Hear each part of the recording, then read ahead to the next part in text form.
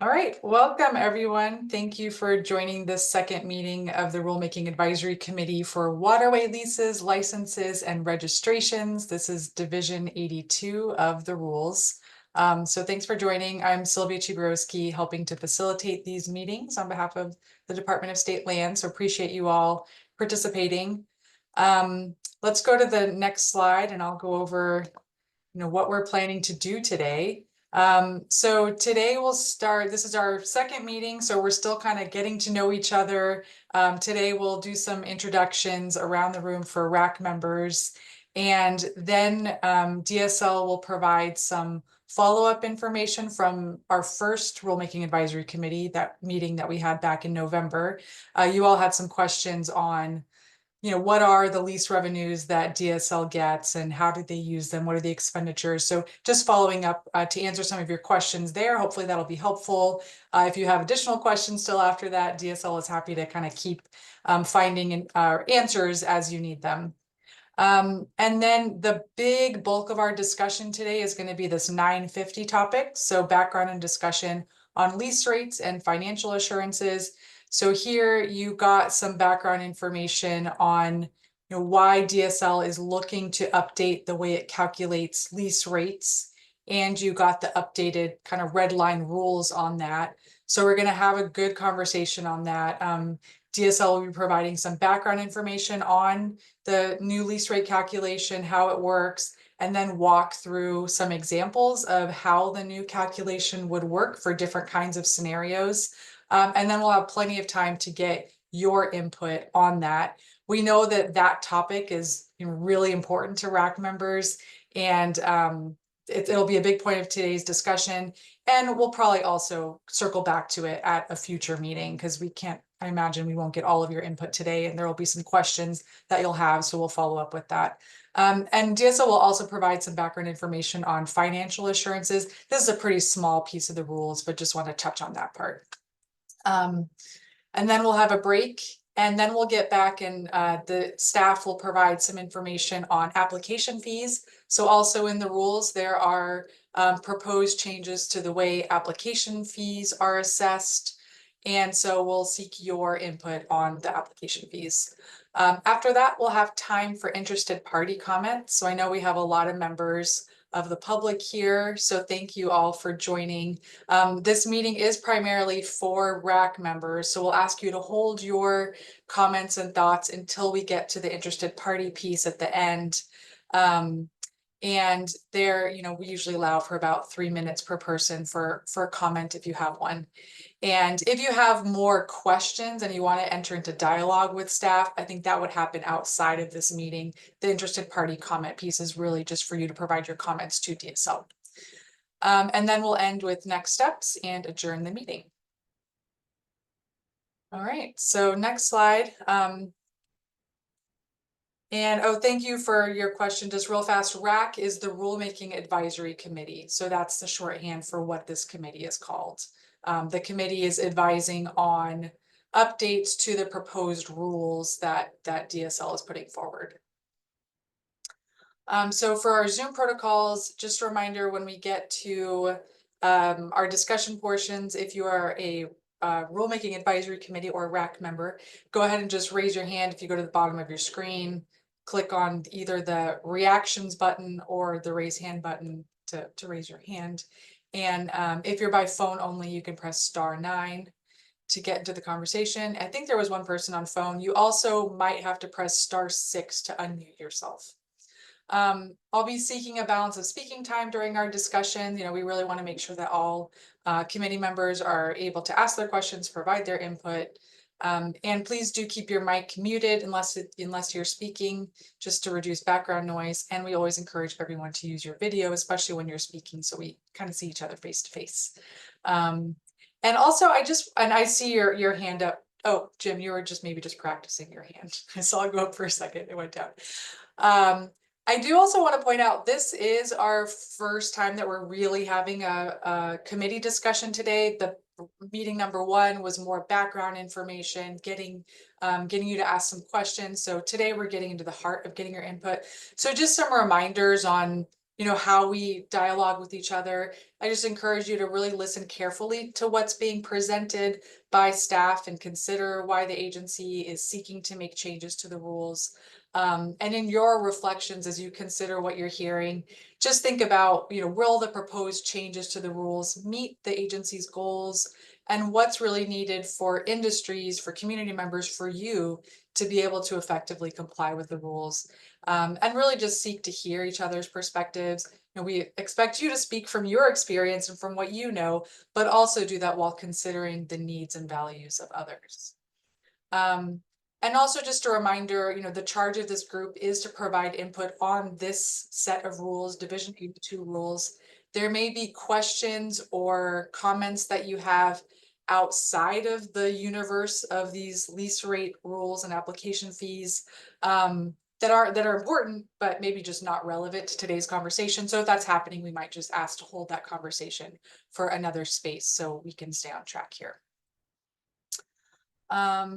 All right, so actually maybe before we get to the next slide, do you mind just taking the slides down for a second, Danielle? I just want to do, since we're still trying to get to know each other as a RAC, just do a quick round of introductions. Let's go to Alan and then Dylan, just name and organization.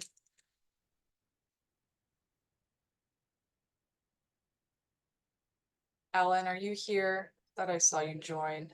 I just joined. I'm still trying to set up, get my camera going. Hi, I'm Alan Hansen. I'm with the Oregon State Marine Board. I'm the Policy and Environmental Manager. Thank you. Hi, everyone. Dylan Paul, City of Portland. I oversee real estate, real property transactions for a number of the bureaus at the city. We're changing our form of government, so that's as much as I know at this point. Great. Garrett and then Justin. Hey, I'm Garrett Phillips with the Columbia River Estuary Study Task Force in Astoria. Good morning. My name is Justin Teutsch. I'm with Columbia Crossings and Teutsch Partners, which owns Columbia Crossings, which is a marina in Portland. Great. And then Jim Ryan and Jim Zimmer.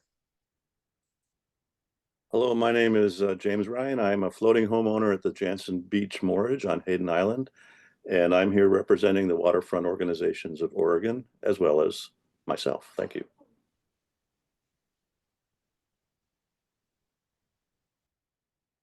And do we have Jim Zimmer?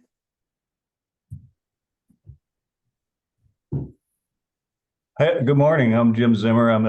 I represent Douglas County. I'm the manager of the marina in Winchester Bay. We've got about 100-acre submerged land lease, and I thought I'd join up to learn more about it.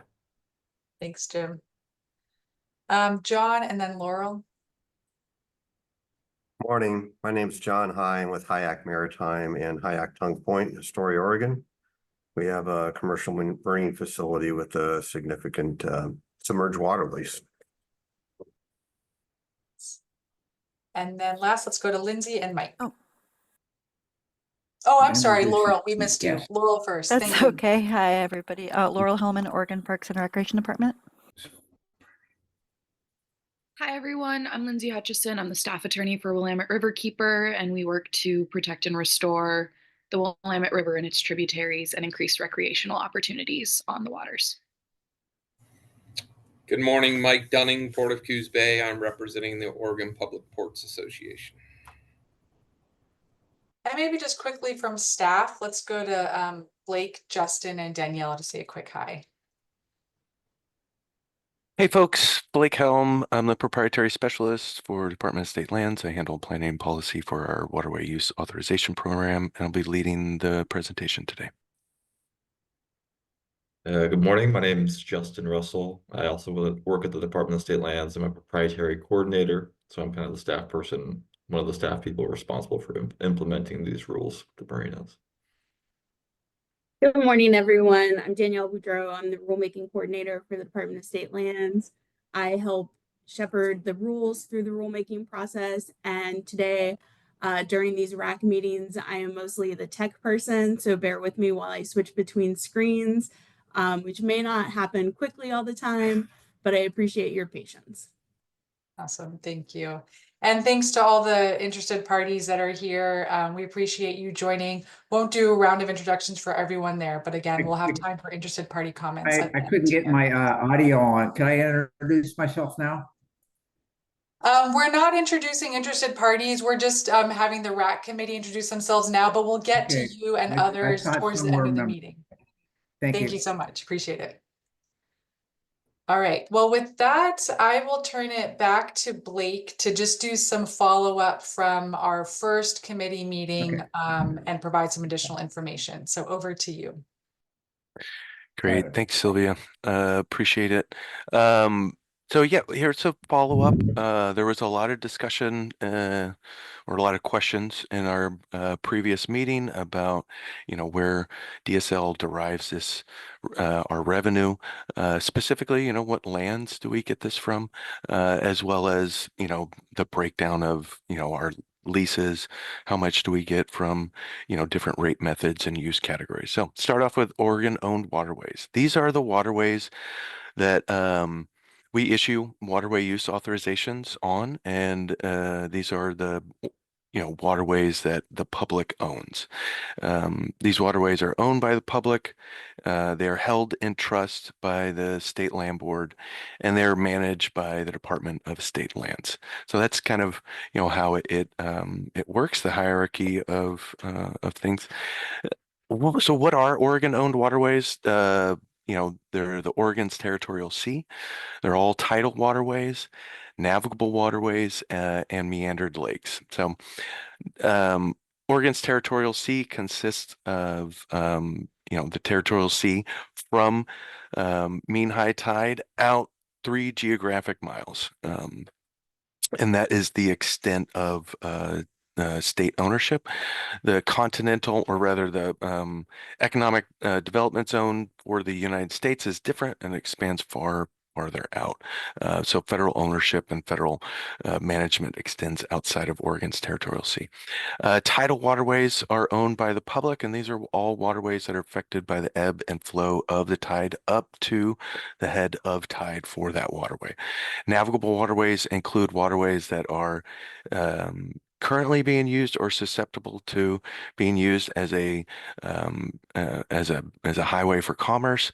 It's a federal standard that is used and applies to a subset of waterways. Typically, a navigation determination has been made at some point for these waterways, and they include waterways like the McKenzie, the Willamette, or portions of the Willamette, portions of the Chetco, as well as a number of other waterways. Meandered lakes are lakes that have been meandered from a survey, right? They're typically 25 acres or more, and these are lakes that were surveyed at the time when the USGS was out here surveying lands, before Oregon was a territory, or rather before Oregon was a state, excuse me. And so, as they came across these larger lakes, they were meandered and considered navigable. So there's a link I provided in the slide that will lead one to our map on the website. And this is what you'll get to. You'll see a good map. It's got all of our layers for, Oregon-owned waterways. And yeah, please use that as a resource. If you have any questions, feel free to follow up with me about, either Oregon-owned waterways, what is and is not, or the use of this map. Next slide, please, Danielle.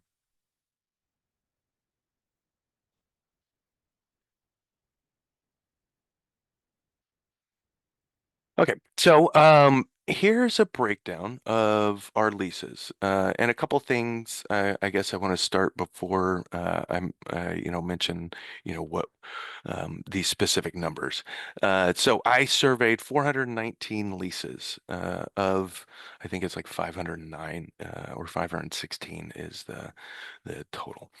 I excluded some uses like log raft and log storage, which were very few leases that we had. as well as historic vessel moorage. Again, a few leases that we had. Multi-use leases were also excluded because they were double counting. So we were, over 100%. And so that was a little confusing to report on. And then I also excluded leases that had, for whatever reason, incorrect real market value data that was entered or transposed. Just mistakes that were made in transposition that, it was easier to exclude than include and correct. So that worked out to a little less than 100 leases. I will say most of those are the multi-use. I think I removed 50 or so multi-use leases. So just full disclosure on where this information is coming.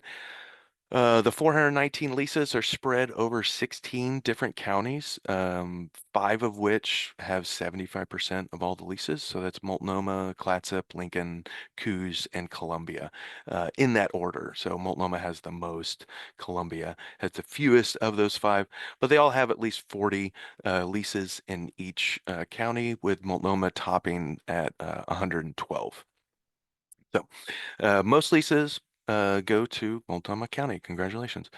But by category of use, it breaks down, roughly 40% are commercial marina moorage, not, almost 33% non-commercial, 20% marine industrial marine service, and rounding out with the, remainder is non-marine use with, a little over 7%.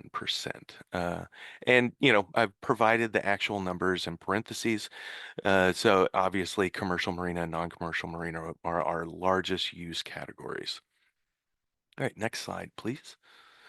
And when you break it down by rate, the method used to calculate their lease rates, 3% gross, just over 8% of our leases, riparian value just over 20%, and the flat rate making up the vast majority at a little over 70%. So total of 419 leases that I surveyed, and that's kind of how they break down number wise. So revenue wise, next slide please. Commercial marina moorage is similar to their numbers, 32% as opposed to 39% of all leases, makes up 32% of our revenue. Marine industrial marine service kind of really punching above their weight and making up for almost 50% of our revenue. Non-commercial marina moorage, a little over 10%, and non-marine use at just under 10%. So, and if you next slide, please. Sorry. And if you look at by the method used, 3% gross makes up not even 4% of our revenue, but riparian value, you'll notice it makes up 20% of all our leases, but over 40% of our revenue. And then flat rate, like mentioned before, the vast majority of our leases are flat rate, but not even 55% is our revenue is derived from flat rates. So total revenue based on these 419 leases that were surveyed, 1.55 million. All right, next slide. So what does this revenue cover? Briefly, and in general, these application fees and lease revenues help to cover the department's costs for overseeing uses of Oregon-owned waterways. But what exactly, does that mean? Program, or rather, this oversight, right, is done through 3 different programs: for our wetlands program, our removal fill program, and our proprietary program. And as any agency or company that has employees, there are costs associated with just having those employees, but there is also costs associated with the work that they that they perform. Staff conduct site visits to look at leases. Other programs conduct site visits, like our wetland ecologists conduct site visits so that they can actually make jurisdictional determinations. We have enforcement and trespass issues that our coordinators oversee, as well as our managers and other staff. And then, legal fees for court cases that we either, pursue, or because we are a landowner, we may be sued, or a regulatory agency. And then any costs associated with appeals, as a regulatory agency and a land management agency, we make appealable decisions, and that costs us money when those decisions are appealed. So revenue also allows the department to provide grants to projects that benefit these waterways through the Submerged Lands Enhancement Fund. Adequate revenue ensures that any of our program costs are covered, and that the statutory Common School Fund does not have to make up the difference, which is, I believe we mentioned this previously. That's our funding source. We do receive monies from the general fund at times, but often those are for very specific, projects that we're undertaking. For example, we received, funds to help start up an abandoned derelict vessel program. The stewardship program, I believe, is the official title. And those monies did not come from the Common School Fund, but rather came from other sources. Honestly, off the top of my head, I can't remember where they came from. So somebody may have a better understanding of history and know that answer, but feel free to put that in the chat if you know it. But lastly, similar efforts, right, to ensure that revenue costs are ongoing, revenue covers costs are ongoing. For DSL, for specific programs like the removal permitting program, we've just going through that rulemaking process, as well as for, like I mentioned, the stewardship program, where we remove abandoned and derelict vessels. Next slide, please. So I did want to provide some actual numbers and compare it or compare our program with the ARM, which is the Aquatic Resource Management Program. It's a larger program that the proprietary program is a part of. And you'll notice, first off, the ARM revenue and ARM expenditures, those include proprietary revenues and expenditures, so they're not separate. So I didn't want there to be confusion as far as whether that revenue or expenditures are also included in the accounting for the ARM revenue and expenditures. They are. So I went back 5 years and created a total and average. What you'll notice is proprietary revenue is often covering our expenditures, and those extra revenues are often, used to cover ARM expenditures. If you look at the 5-year total and average, over the past 5 years, we've had a deficit of $4.5 million, and that averages out to about, a little under $1 million a year deficit. Sorry, I need to pull up just some information. Sorry, bear with me 1 second. I got a little lost in my script. I think I put some information in the wrong place. While he's looking at that, Justin, can you explain what ARM is for those that might not know? Sure. ARM just stands for the Aquatic Resource Management Program.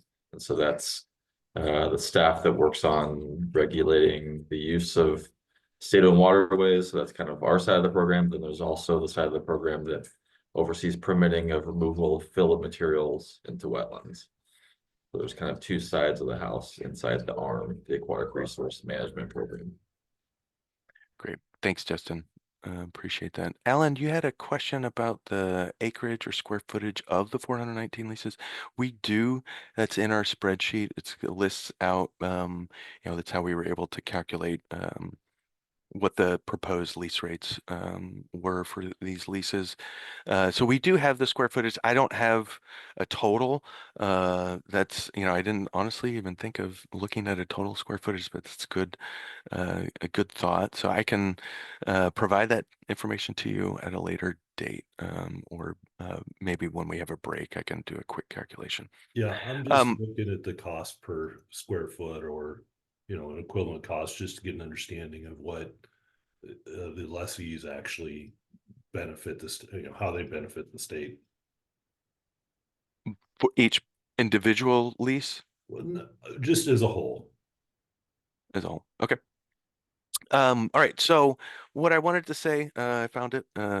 Apologies for the snafu, but regarding revenue, the department, just wanted to say the department sees the main goal, one of many, right, of our lease revenue is to compensate the public for the use of public lands, and is not necessarily meant to cover DSL expenditures. That revenue, really any excess, should be going to the common school fund as much as possible, because as our agency is, that's where we receive our funding, that we have a fiscal responsibility to manage that fund using sound land management practices. So we want to make sure that any revenues that we receive eventually go back to the common school fund and allow that fund to grow so that it can be used to dispense funds, which we'll talk about a little bit later. Jim, you've got your hand up. Go for it. Yeah, thanks. Is the data you just showed from the 2018 spreadsheet, or is it current data? You mean for the 419 leases? Excuse me. Yes. It's a combination of so the premises, the real market value, and those things were updated, but obviously we the lease numbers and some of the encyclopedic information that didn't change was retained.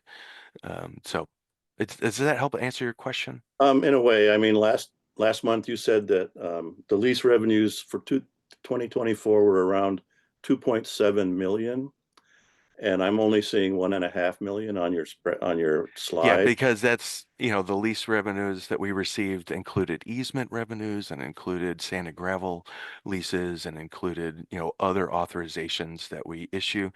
And that 1.5 is just 419 leases that I surveyed. So there's more leases that we received funds from. So I wouldn't say that 1.55 is the complete total amount of lease revenue that we received.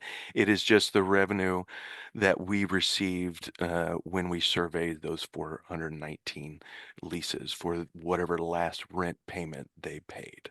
Okay, so last month, or during the spreadsheet shows 600 plus leases. Are you still about that number this year? I don't know why that spreadsheet shows 600. They may have been when we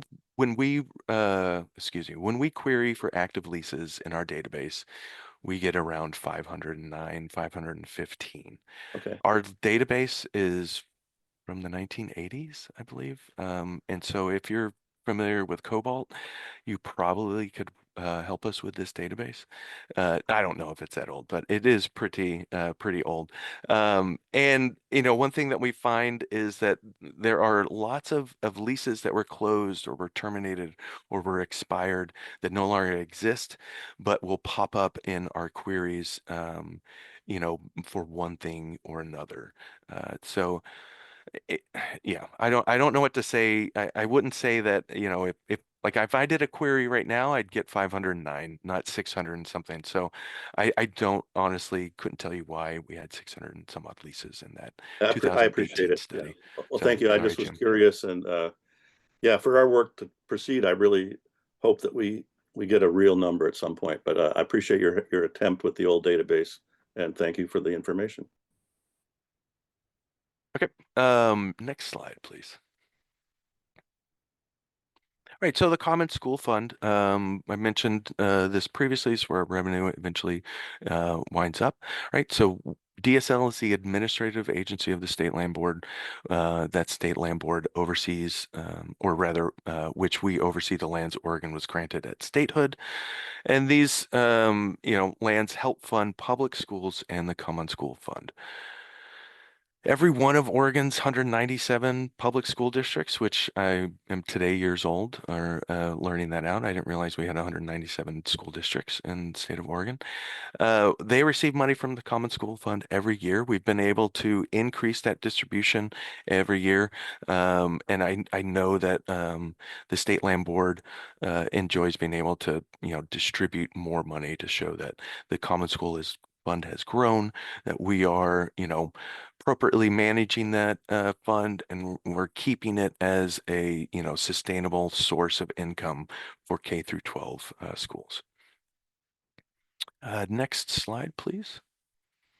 So today, DSL manages 681,000 acres of school lands. These are different than Oregon-owned waterways. So the 681,000 acres doesn't include waterways. These are lands specifically dedicated to produce revenue for the Common School Fund. And they were given to us at statehood. Section 16 and 36 of every township range of the state was afforded to the state of Oregon to use for revenue, or were used to produce revenue for the Common School Fund, excuse me. And, land, some of it was, already sold, so we had to get other lands. We've sold these lands over time and consolidated lands, so it's not the same number that we received at Oregon, and it's, scattered mostly through Eastern Oregon. Interest earnings of the Common School Fund are part of the funding mix for DSL operations, but multiple, key performance measures that we have and strategic initiatives are aimed at eliminating or reducing the Common School Fund subsidy of our program. That is a goal of the Land Board, is that we want to reduce the amount that the Common School Fund subsidizes our operations. So, next slide. All right. Today we have that. Well, I guess that is. Like, for just a second, maybe before we get in there, just check in with committee members to see if you have any questions on the information that was presented there about the different revenues, lease types. Excellent. Thank you, Sylvia. Yeah. If anybody has any questions on all this information, before we start, Jim, go for it. You showed a $900,000 annual average deficit in one of your slides. Is that what you're looking for from these rule changes, or is there a number that you're looking for to receive from the increased fees that you're proposing? Not a specific number, and we'll get to this. You're jumping ahead, Jim, but that's okay. I do have a slide that will talk about, trying to find the name of it in my notes, but we will talk about what are the objectives, right, that we're trying to accomplish with this rulemaking, and what we think the goals are. And the long story short is the goal is to take lease rates and calculate them based on the value of the land and the activity that's being proposed for it. That's the main goal, is that's how lease rates are calculated. And so that we can get a reasonable market-based rate for our leases. The idea is, if we had a goal of 100% cost recovery, I don't know if that is feasible. I'm just speaking, honestly, here. It's difficult for the department to seek full cost recovery, when it comes to these lease rates and lease fees. Because we have these other programs, wetlands programs, removal fill programs, and all these other programs that aren't associated with our lease. And so what we wanted to do is not make that connection. The purpose is not to cover expenses, but the purpose is to charge a reasonable market-based rate for our leases. Okay, well, I appreciate the, and I'm sorry I jumped ahead, but No, I don't mind. You're I'm anxious to doing see me what else you favors. have to say. All right, thank you much. Yeah, I appreciate it. Okay. Any other questions regarding? It was a lot of information. I tried to get through it as quickly as possible, but yet still touching on all the points that we wanted to get over. And if there are other bits of information that we'd like to follow up on, right? More information that you'd like to see, happy to, provide that at the next at the next meeting. So if you've got, other questions about this data, please note it either in the chat or now, and we can put those in the notes and be able to provide that to the RAC at the next meeting. Okay, so let's go to purpose of today's meeting. Great, yeah. So what is the purpose of today's meeting, right? So we just provided a background on current lease rates, and then we'll also talk about application fees and financial assurances. We're also going to discuss our proposed lease rate calculation method, those proposed increases to our application fees, and as well as the added financial assurance requirements for our Waterway registration program. All right, next slide. So these are I'm gonna list out the rules that we're going to go over. We're going over OAR 141, 082, 03, 05. This rule, a lot of sections and subsections in this rule, but this rule outlines the methods, the rates, and the formulas that we use to calculate lease payments for new or renewing waterway leases. That's what they do right now. And the proposed changes would streamline the methods, right? And that we use for calculating lease payments. That's the intent of our changes. Next slide, please. The next rule that we're looking at, this is a new rule. This is 141, 082, 03, 06. Currently, our application fees are spread across the division. We talk about, application fees in multiple rules. And so this would create a whole section that consolidates where our fees are outlined. The exception are our waterway registration fees. There's already a separate section detailing the waterway registration fees, and so we felt like that was it was not it wasn't necessary to add that into this section. All right, next slide. And then we're also looking at 141, 082, 0330, specifically subsection specifically section 2. And this is a new section. Currently, waterway registration holders, they're not required to obtain insurance or any other type of financial assurance. We don't have that authority to require that.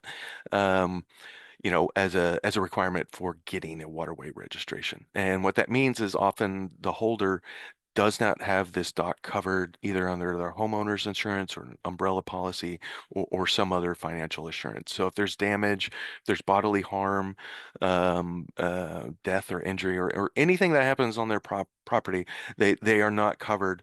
Their structure, their use is not covered, in their homeowner's insurance. So, and they may go out of their way to do that independently, but it's not a requirement that the department has. And so what we find is if we don't require it, then it doesn't often get done. So this would allow the department to require waterway registration holders to obtain those types of financial assurances. Most often for leases, we have insurance requirements. That's the financial assurance that we use typically. Sometimes we might require a surety bond if there's, concern about a structure being removed upon termination, or if there's a structure of concern, right, that we think it may fall into the water and present a hazard to the state. Or they might have trouble paying their rent, and so we want a surety that if they fail to pay rent, we can collect on that way. So that's a brief summary of the 3 sections of rules that we're going over. And here, Jim, is the background. So these are the And Blake, just real fast before you jump goodbye. in here. So I think Blake's gonna have a lot of slides here on the rulemaking background and then also the lease rate calculation. So kind of going from one lease rate method to the new, from the 3 methods that exist currently to one method, and just what the rules propose on the lease rate calculation. So I think we'd ask that members listen to the presentation. If you have clarifying questions, please do ask them during the slides, but hold, any substantive input comments until we get to the end of the slide so that we make sure that Blake gets through all the core pieces, and then we'll have plenty of time for your input and discussion. Just put that out there. All right, keep going, Blake. All right. Thank you, Sylvia. I appreciate that. I do need somebody to interrupt me every once in a while because I just will keep going. So I did see a comment in the chat, and I'm not sure who this is. E.T. Sietz, what's the first name so I can address it correctly? Hi, Blake. It's Sites. Sites? And is that your first name, Mr. Sites? Eric. Eric. I go by my middle name, Ted. It just makes it really confusing. I'm sorry. I love it. I love it. No, let's do that. I did the same thing to my kids. My oldest kid is Emma, middle name John, and then we call her Emma John, and so the school has no idea what their name is, so it's funny. All right, so Ted, yes. The thinking is that DSL is generally under market in our rates. So when I showed you the revenue sources and showed that flat rate, is 70% our leases, but 55% of our revenue. Those flat rates, unless you're talking about marine, industrial, or non-marine use, are incredibly low. We're talking about 3 cents a square foot for commercial marina and non-commercial marina moorage. So really, really cheap rate for land, regardless of what that land honestly is or what activity is happening on that. We have not done a market analysis, but that's what I would say. Dylan, and then I'm gonna plow forward. Thanks. Yeah. Question about the bonds, or more just if we're not going to talk about it more in the future, I'd like a little bit more information. That could be a big cost burden, and it seems like there's not a lot of foundational criteria for when and when not that might be used as a remedy. Whether it would apply to any type of lease or just certain types of leases. So to me, that's a kind of a red flag. So we talk a little bit more about it later. I can address it right now. I mean, honestly, sureties are a really rare financial assurance that we use, and it's under a really rare circumstances. And so there would really have to be a serious concern for us to want to use a surety bond because of the reasons why you state. It's often a pretty substantial financial burden to carry a bond over a 15-year, term. And so, or in our other authorizations, could be upwards of 30-year for, say, example, our easements. So it's not, we feel like it's a hammer, or it's like a sledgehammer trying to hammer in a nail. So it's often not the most appropriate, and we will consult with DAS, Department of Administrative Services Risk Management, for in those instances we talk to them about our concerns, and we talk to them about we are thinking about a surety bond, and they help us through that process and whether or not to actually move forward with requiring a surety. I guess I'd love to see something in there that says something like if they have a default notice and it's not cured, or they're in default, or they've been in default more than once in the past X number of years. Like those sorts of things make me feel really comfortable. Like, it's not because there's no appeal process or anything either. So just food for thought that, might be better linked to a default or, a near miss or multiple defaults. And then I think it really doesn't raise any red flags anymore.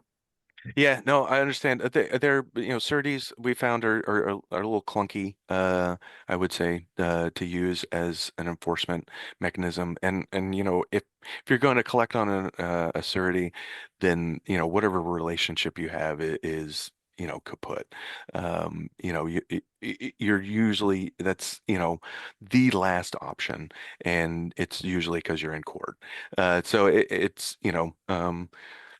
we don't see it as a like an everyday financial assurance. And for our leases, we have insurance or financial assurance, excuse me. For leases, we use insurance, and essentially for anything else. If we have a financial assurance, the default uh, financial assurance requirement, excuse me, the default is to use insurance. So I think that addresses it, but I'm happy to entertain, changes to, and this is maybe a good segue, um, changes to that language, right, for the financial assurance, if there's criteria that you think are good to include in that, and then, we can run that by our folks at DAS Risk Management to see how they feel about that language.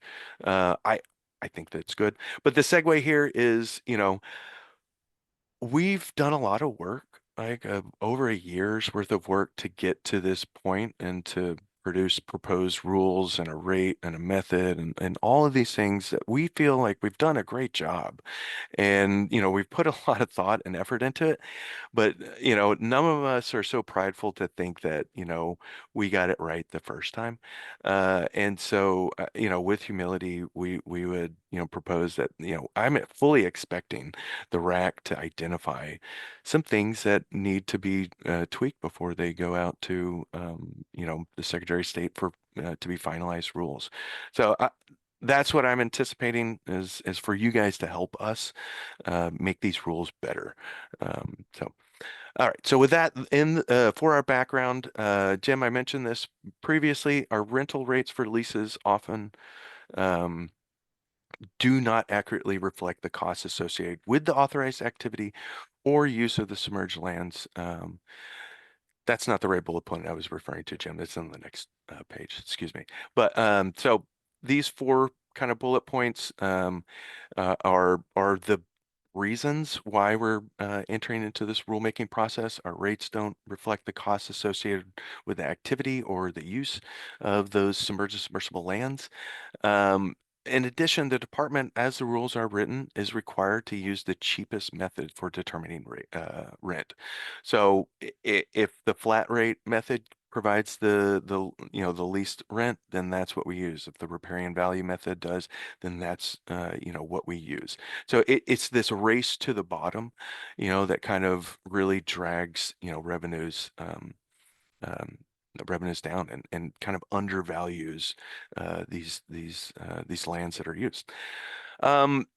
Third, administrative costs associated with managing the 3% leases, as we call them, often exceed other methods, right? There's a lot more work that goes into billing a 3%er, enforcing when we don't get a reporting form, or having to go back and get additional information because the reporting form that we received, doesn't, isn't complete or otherwise doesn't reflect maybe previous years. And so we think there might be an error in the reporting. And so that's a lot of work. And it's not uncommon for these leases to finally get an invoice halfway through the lease year and get billed because it can take a while to get these reporting forms. I will say the ports are excellent at providing this information. We often don't have issues with that, and they have really good numbers. It's the smaller operations that use these methods where it can become difficult to get the information from them, or to be able to look at their records because they may not have great records. So, and I'm not trying to pick out any smaller business operations. I understand how difficult that can be to run. Maybe I don't understand, but I appreciate how difficult that can be to operate a small business. And it's probably not, easily solved with, a Quicken Books license. So. And then lastly, fees, they do not increase as costs to the department increase. So, and some of these are just basic inflationary increases. And so we want to make sure that our fees accurately increase commensurate to those costs as they increase. So, next slide.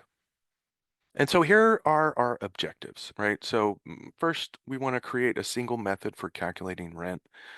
And we want that rent to be reasonable and market-based. It needs to factor in the location and the authorized activity, right? So in general, right? So marine industrial uses should not be charged the same as, say, a recreational dock, right? Not the same rate. It doesn't make sense. And, docks on the Smith River perhaps shouldn't pay the same rate as docks in the Multnomah Channel or in West Lynn, right? Because that location, really, we all know real estate, it's about location, location, location. So, third, remove the option for using gross revenue to calculate rent. As we showed, it's a very small percentage of our leaseholds, of our leases that use this rate.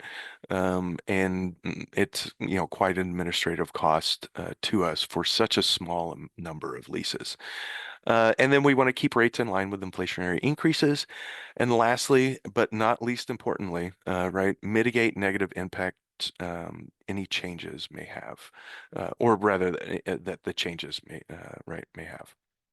So we want to make sure that the proposed lease rates, quite frankly, aren't putting marinas out of business, right? By going from, say, you're paying $650 a year to you're paying $33,000 a year. That's not a tenable change. And so we've tried to hard code some language in our proposed rules that would help mitigate those type of increases and limit their effect to smaller businesses or leaseholders. All right. Next slide, please. All right, so determining the proposed lease rates, in general, we've reviewed neighboring states, their requirements, and our major kind of takeaway was that, there was a variety of methods used. For example, California, I think, had like 9 different ways to calculate the rent, and is at the discretion of California. Not calling any particular state out, but varieties of methods were used to determine rates. Most often, they're using the adjacent land, i.e. the uplands, or the submerged and submersible lands value, like requiring an appraisal of that land, or revenue from the use of that land, or lastly, a rate that was determined by the agency. And those rates are determined sometimes by the geography, and others are an arbitrary amount, or what I could tell, or not that I could tell, but but rather what seemed an arbitrary amount because there wasn't any justification in the rules or regulations of why that amount was charged. So let's see. Are there any clarifying questions for what? I mean, maybe there's a lot of questions, but are there any clarifying questions? I'm going to give a brief pause. Dylan. Yeah, thanks. Just clarification. You said something about not wanting to have rates go up dramatically for folks, but I think that is the likely outcome from what I've seen. I'm just curious, is there a plan to have, like, sometimes when we at the city bring things current, like programs that haven't been updated in a long time, we'll have like a multi-year rollout. So there'll be like a 3-year timeline where we ramp the program up to bring it back current, and then we have that escalator, the 3% after the fact is what carries it forward. But it gives folks time to adjust to big changes, because I think that in some areas it's likely to be little to no change. In other areas, it's going to be a significant change. Is that kind of what you're talking about, or is that? Absolutely. So we've put in a multiplier, right? So revenues or your rent cannot increase upon renewal or reassessment more than 1.5 times your previous rent. And what we found when we went through those 419 leases and looked at the proposed changes, which we'll get into more, that that limitation really kept leases from jumping significantly, and so That's 1.5 times for that 5-year period. So if you are in a lease that it still has a few years left, that wouldn't even happen until you renewed your lease. Then you would have 5 years where that 50% would be spread out.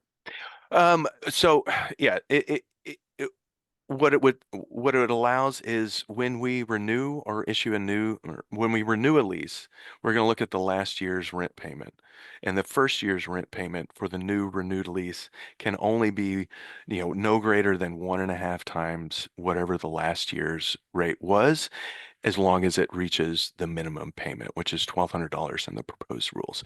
So their first year payment on renewal, it's only going to go up 1.5 times, and then it'll be 5% every year after that.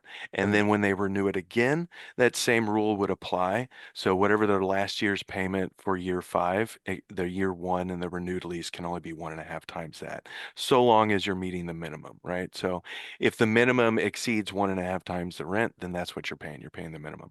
And when we get into the numbers, you'll see that the median for this is the minimum rather. So 50% of leases will pay $1,200. That helps a lot. Thank you. And Yeah, you're welcome. And that's a cap. A lot of the leases don't even touch that cap of 1.5 times the multiplier. So it's just there for those high-end cases, but as Blake is going to show, a lot of them don't even use I've got 8 examples, and one of them really shows that, you're going from a low rate to somewhere like near $30,000 and what that would look like. And I did crunch some numbers to show also that when how long it takes for you to kind of reach these 2024 levels for these leases upon renewals. A lot of assumptions in that in that calculation, i.e. that you're that just everything's going up by 5%, and that upon renewal you wouldn't exceed that 1.5 multiplier. I'll get into the details though when we get into the examples. Blake, can I ask go for it, Ted. Context question? I think it's material to everything. CPI over the past 30 years, 2.6%. Assumption of 5% is probably the most impactful thing on the total revenue that's going to come in. So how do we come up with 5%? It's double almost the CPI of the last 30 years. So why would we apply an inflation rate of 5% to that? Because that's going to take you 28 years to double at 2.6. So I've got a dock, my price is going to double in 26 years or 28 years at 2.6.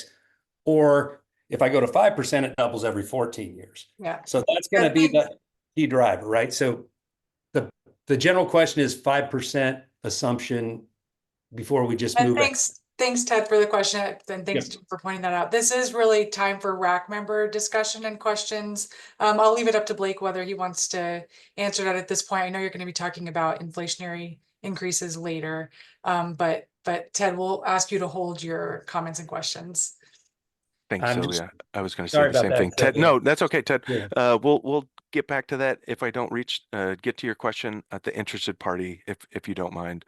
And then just also a reminder, please use your hands. It's very helpful. So Jim, go for it.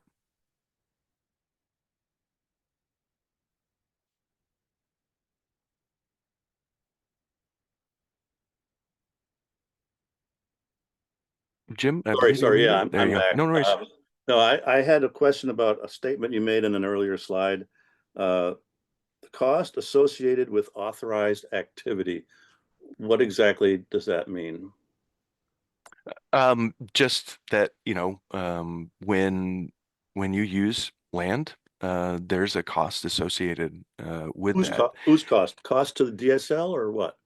Yeah, cost of the DSL to manage it, so a marine industrial facility is going to cost the state a different because we are going to regulate it and manage it in a Okay. different way.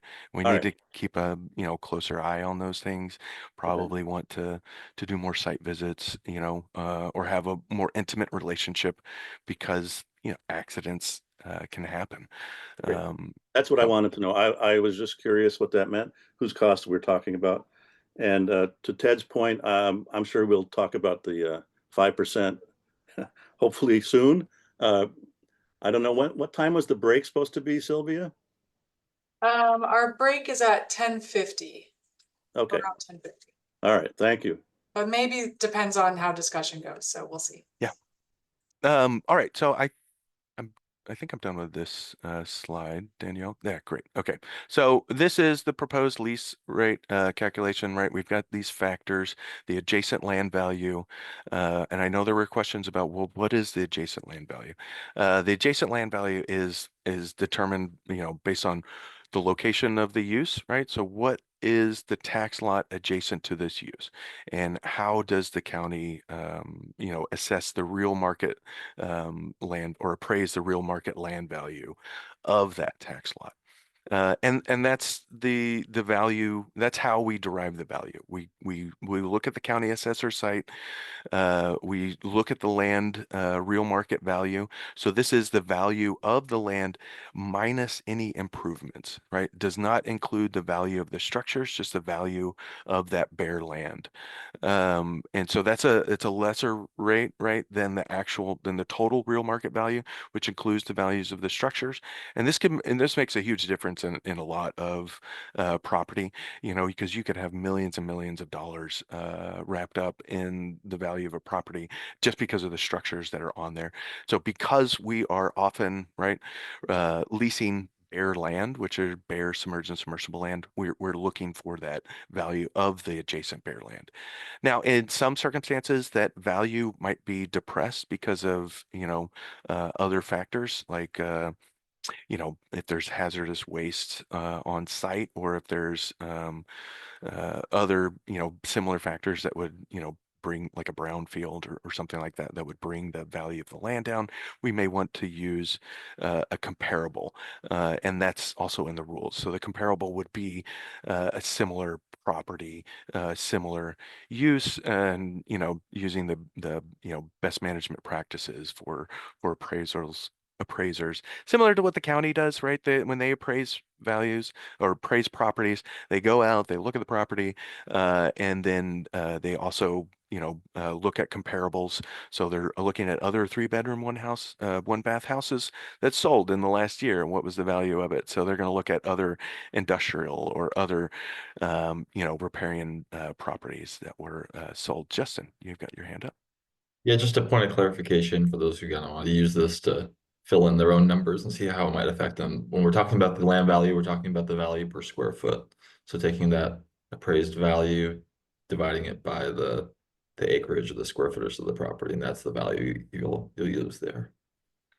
Correct. Thank you, Justin. Appreciate it. So it is a dollar per square foot value.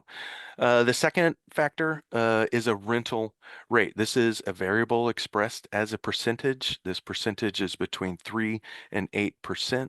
And it's a fairly common practice with when renting out property, to take the value of that property and use a percentage of that value to calculate what your rent should be.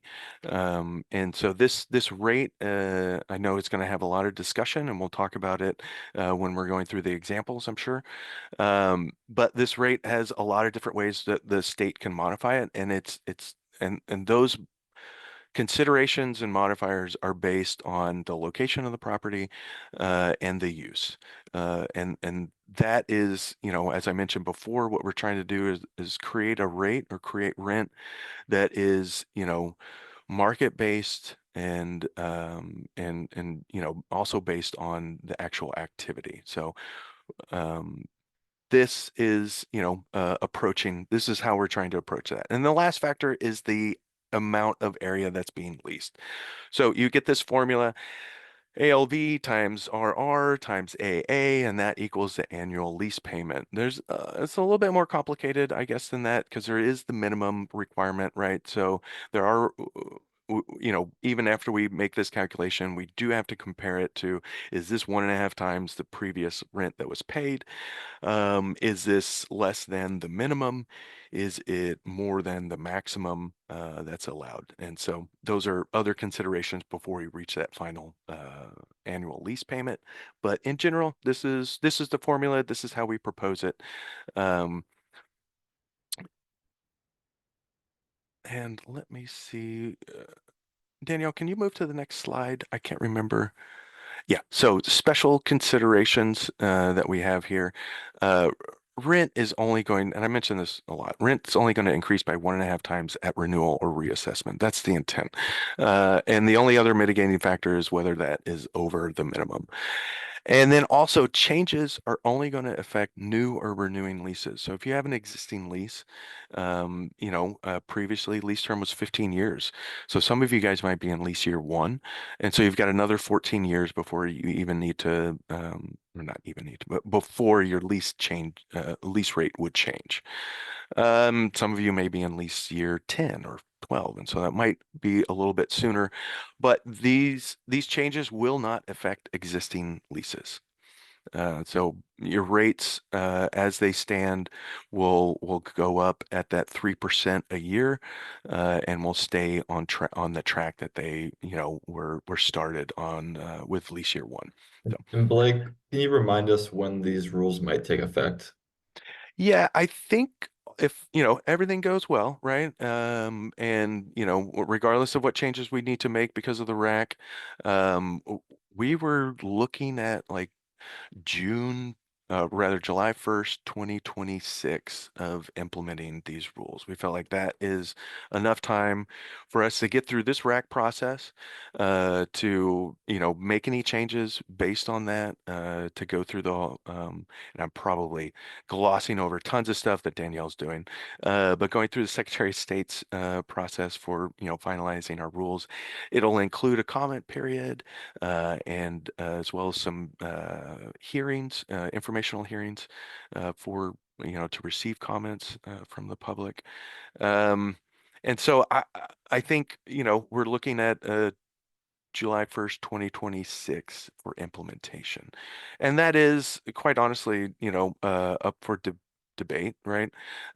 Because we may not be able to complete our process by then if there are, you know, some significant, I guess, snafus, lacking a better word. And so, you know, we don't see that as a hard timeline. And you'll notice that when you see this sheet, we don't have an actual date for implementing the proposed rate changes or the application fees. It's going to be dependent on the remaining process. So we'll probably talk about that at a later RAC meeting when we get to that point of what we feel is a comfortable time to implement this. So thanks, Justin. Okay, next slide, please. And so how would changes affect, you know, revenue? So when I surveyed these 419 leases, I found that 213 of them are gonna pay the new minimum payment. My best guess, because we don't have a way in our database to note whether or not a lease is a minimum payment or not, so I have to look at the rate that's charged. My best guess was that 149 of those 419 leases were on the minimum payment track. So that was my best guess. All right, so median payment here, when I did the calculation previously, is $942. Median payment would be $1,200. And just keep in mind that this isn't right, the change will happen, but it's not going to change every lease. And honestly, it's going to take at least 20 plus years for all of the leases, or a majority of the leases to fall under these rules. So it's not an overnight change to our revenue where we're going to see all of a sudden a $300 increase in median rent. This just means, if all these leases that we surveyed were, subject to these proposed changes, this is what it would look like. So I do want to keep that in mind. I feel like it might get lost. People might be thinking that our revenue stream is going to, change overnight. But if you look at the rest of the bullet points, right, 3/4, the third quartile, 75% of these leases would pay $3,300 or less. Previously, that number was just under 2,800. Now, total revenue would increase by roughly 455,000. And what we saw were the most changes were to commercial and non-commercial marina use categories, because those categories like disproportionately are calculated at the flat rate and not the riparian value rate. So they were using a rate below the riparian value rate. So it makes sense that when you start using the adjacent land value and not the flat rate, that we would see those increases. But again, median rent is, increasing by around $300. Right, next slide.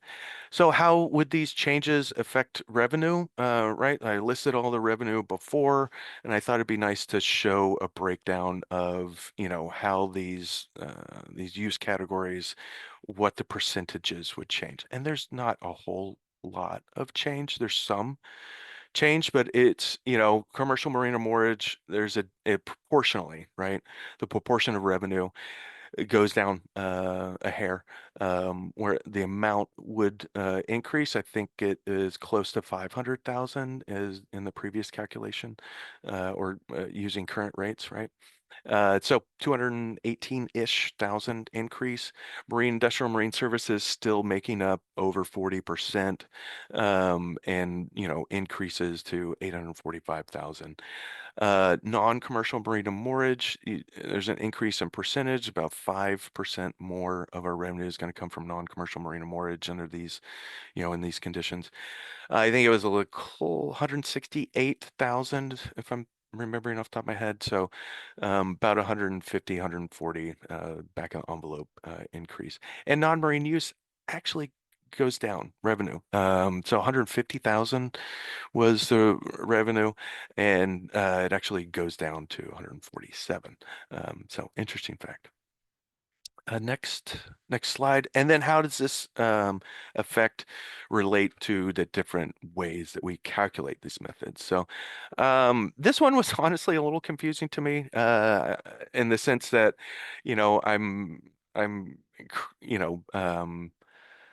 I'm reporting on methods that we use that would no longer be in the, used in the proposed rules. But that said, gross percent, those changes would we go for, I think it's like 59,000 to 92,000.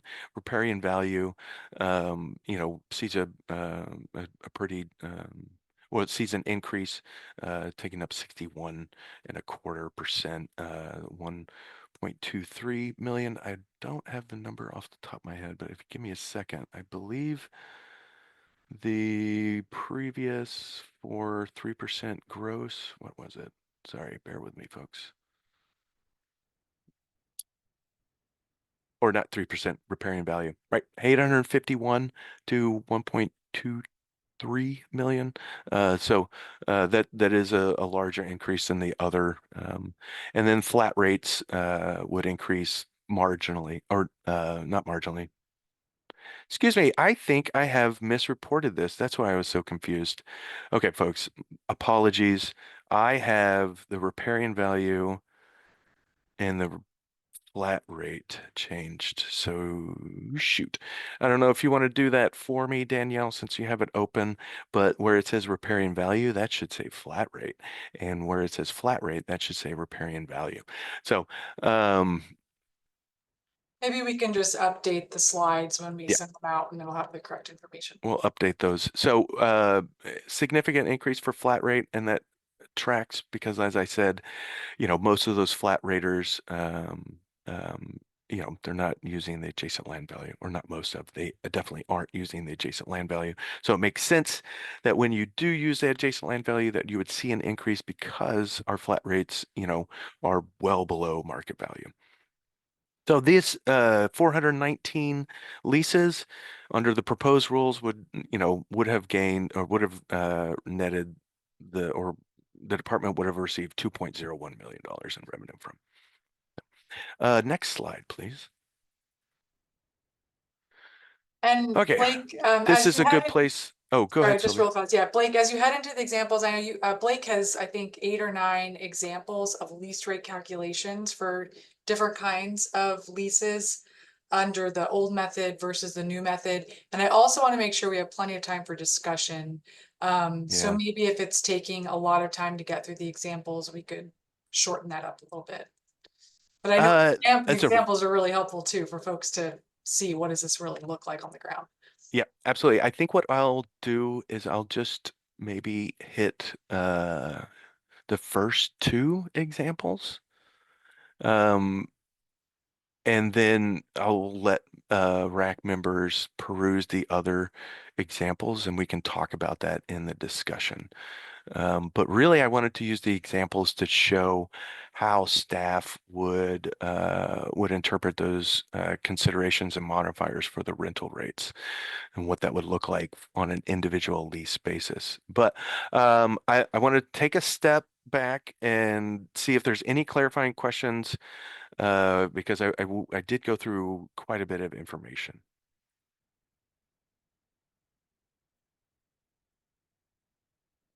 I am not seeing hands. Yeah, Jim, go ahead.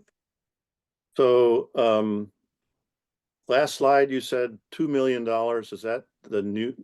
I'm a little confused about what you're expecting the rules to provide in addition to where we were without the rule changes.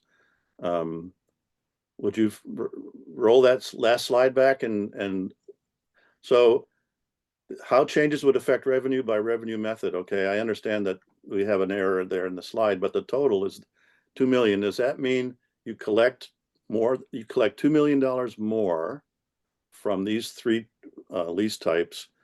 No, that is the total revenue collected, Jim. Okay. It's not 2 million more than the 1.5 that I reported on. So Okay. using the last rent that they paid, they, the department received 1.55 million in revenue for those 419 leases. If we use the proposed method, we would have received 2.01 million. Okay. And then the flat rate should be 61%. So are you saying that an increase for flat raters, as you call them, yeah, is would be 61% more than their previous last lease payment would have been?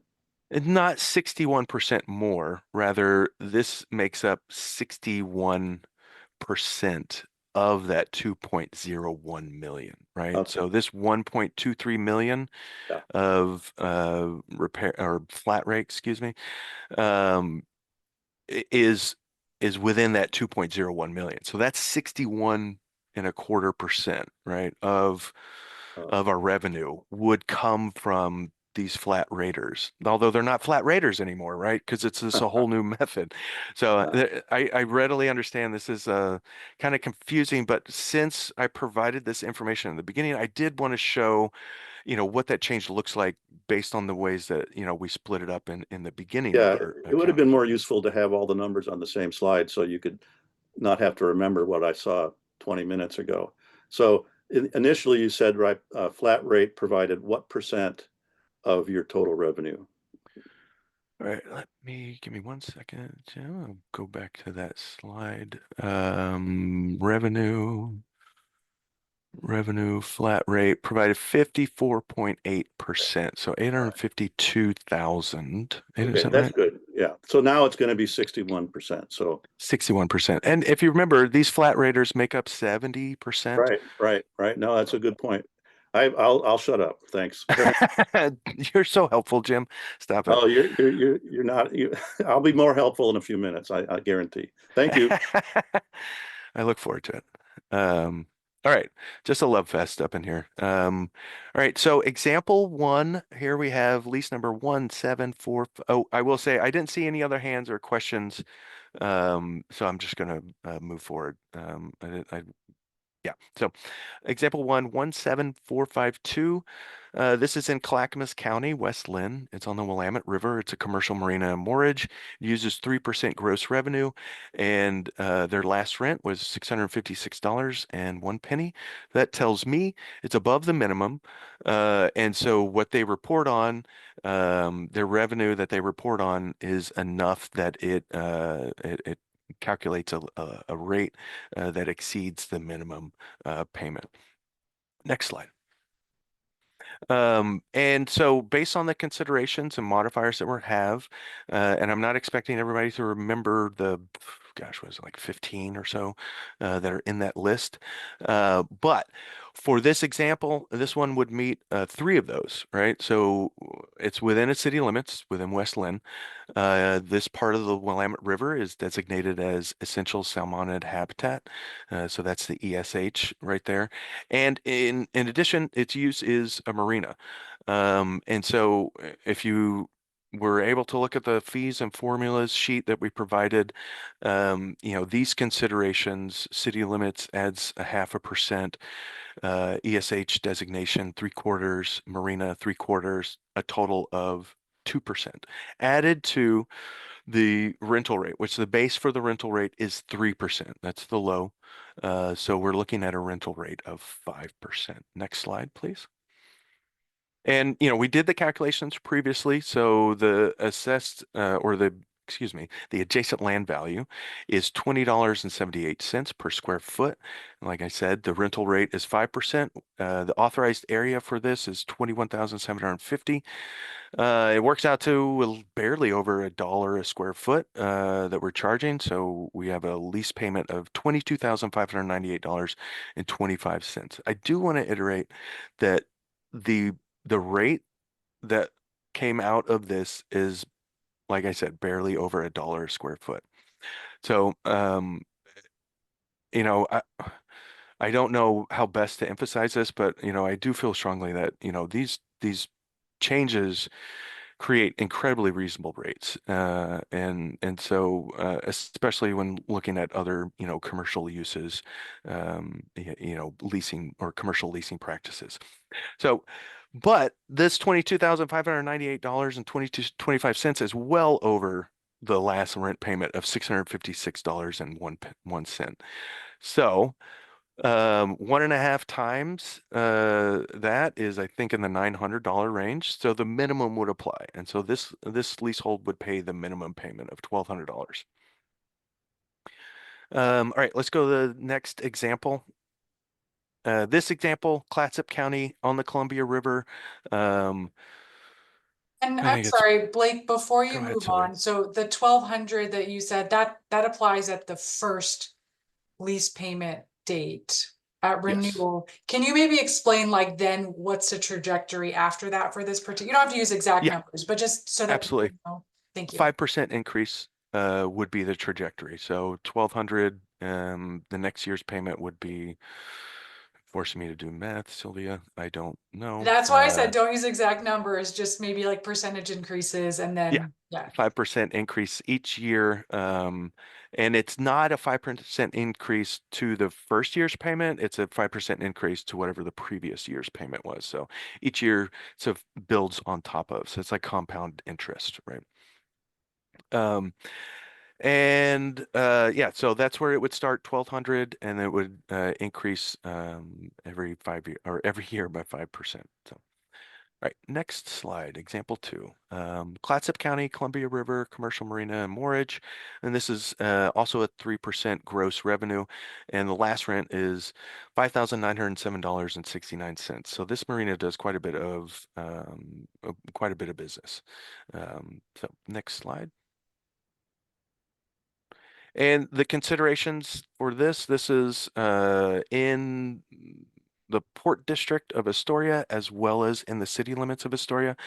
But only using one of these, you know, not, you know, we didn't want to double count, right? But I did want to show that it is also in the Port District. There might be instances where the Port District is outside of city limits. And so, for example, Port of St. Helens has a Port District that doesn't include all only city limits.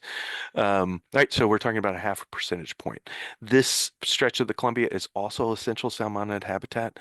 So we're looking at a 3.25% increase. It's within the coastal management zone. So this is a designated zone. It's from the crest of the coastal range out 3 geographic miles from head of tide. So that's the coastal management zone. The state is required to make sure that any activity or authorized or decisions that are made within that zone, are consistent with federal policies and consistent with other local, state, and policies. DLCD often does a federal consistency review for activities in this area. And then lastly, it's a marina as well. So we're looking at a 3.25% increase. We got an increase of total of 2.5%. So next slide. This is a little different, right? The adjacent land value is way different, right? We're looking at $20 and some odd cents. That makes sense because we're in West Lynn, as opposed to, but Astoria, it's not the least expensive place. But this particular property, we're talking about 50 cents a square foot. We have a rental rate of 5.5%. Really large authorized area. So this puts us with a 16,000 and change lease payment. But again, because this lease payment exceeds 1.5 times the previous lease payment, the lease payment is going to be 1.5 times the previous lease payment because it also exceeds the minimum. So we're looking at an increase to $8,861.54. All right, and those are the 2 examples that I would that I'll go through in detail. The slide and subsequent PDF that will be shared will have the other examples. It's the exact same slides. It's going to list some basic information. It's going to list the considerations that were used and the total adjustment, and then it's going to show what the calculated lease payment should be, yeah. So I don't want to get bogged down in details because we do have to have discussion. So with that, Danielle, do you mind moving to slide 51? Or rather, maybe pull up the fees and formulas sheet because we did say that we were going to have that up while we had this discussion. Yeah, and let's see. Okay, yeah, let's have the fees and formulas sheet up. And we'll just open it up to RAC members for discussion. So you heard a lot about moving from kind of 3 methods to this single method and looking for input on, does that method make sense? What would you want to see as changes? There's that list of considerations and use classifications. I think you can go to the next little portion for that, which is helpful, right? So these are all the modifiers that would change the rental rate. So would want your input on those too. Do those make sense? You heard about the maximum and minimum rent payment. Does that make sense to you? Any concerns, questions? You heard about the 5% increase in inflation and to keep up with costs. And those are kind of the key pieces that are changing to the lease rate calculation here. We'll just open it up to RAC members, and especially those that we haven't heard much from. Jim, before I go to you, I might just see real fast if others have some input or questions to give everyone else a chance to. And also just ask clarifying questions. That was a lot of information.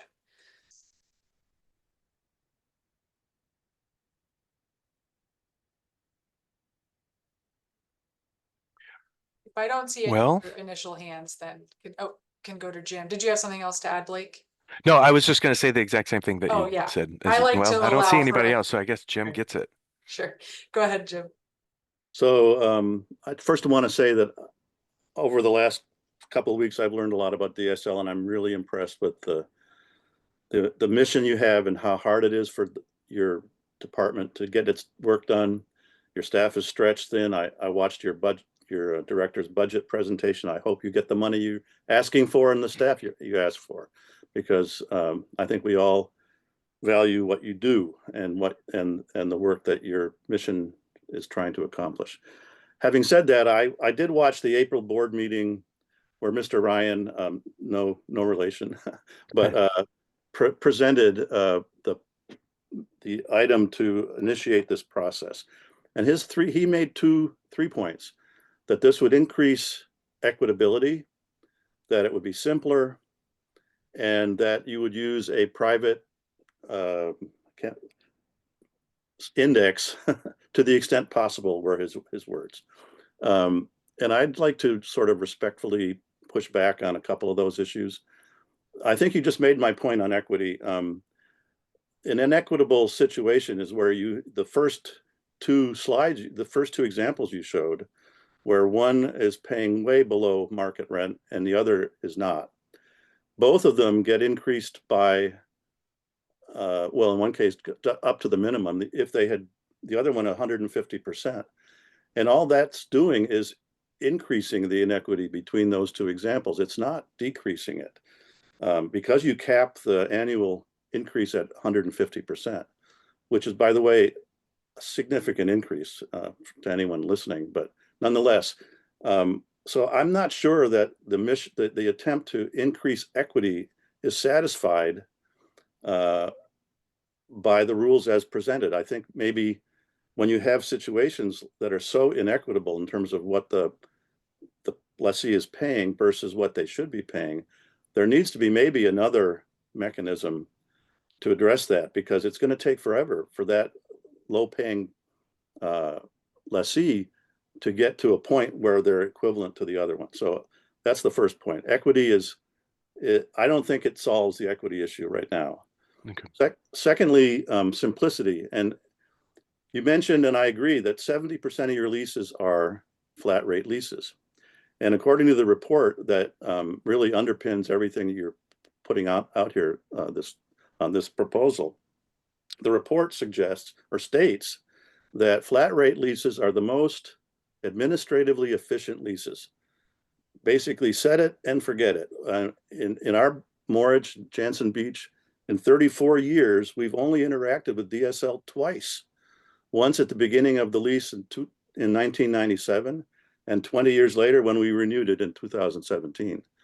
So, and no one can remember a site visit. So I think most flat rate lessees are, they don't cause much of effort from your staff.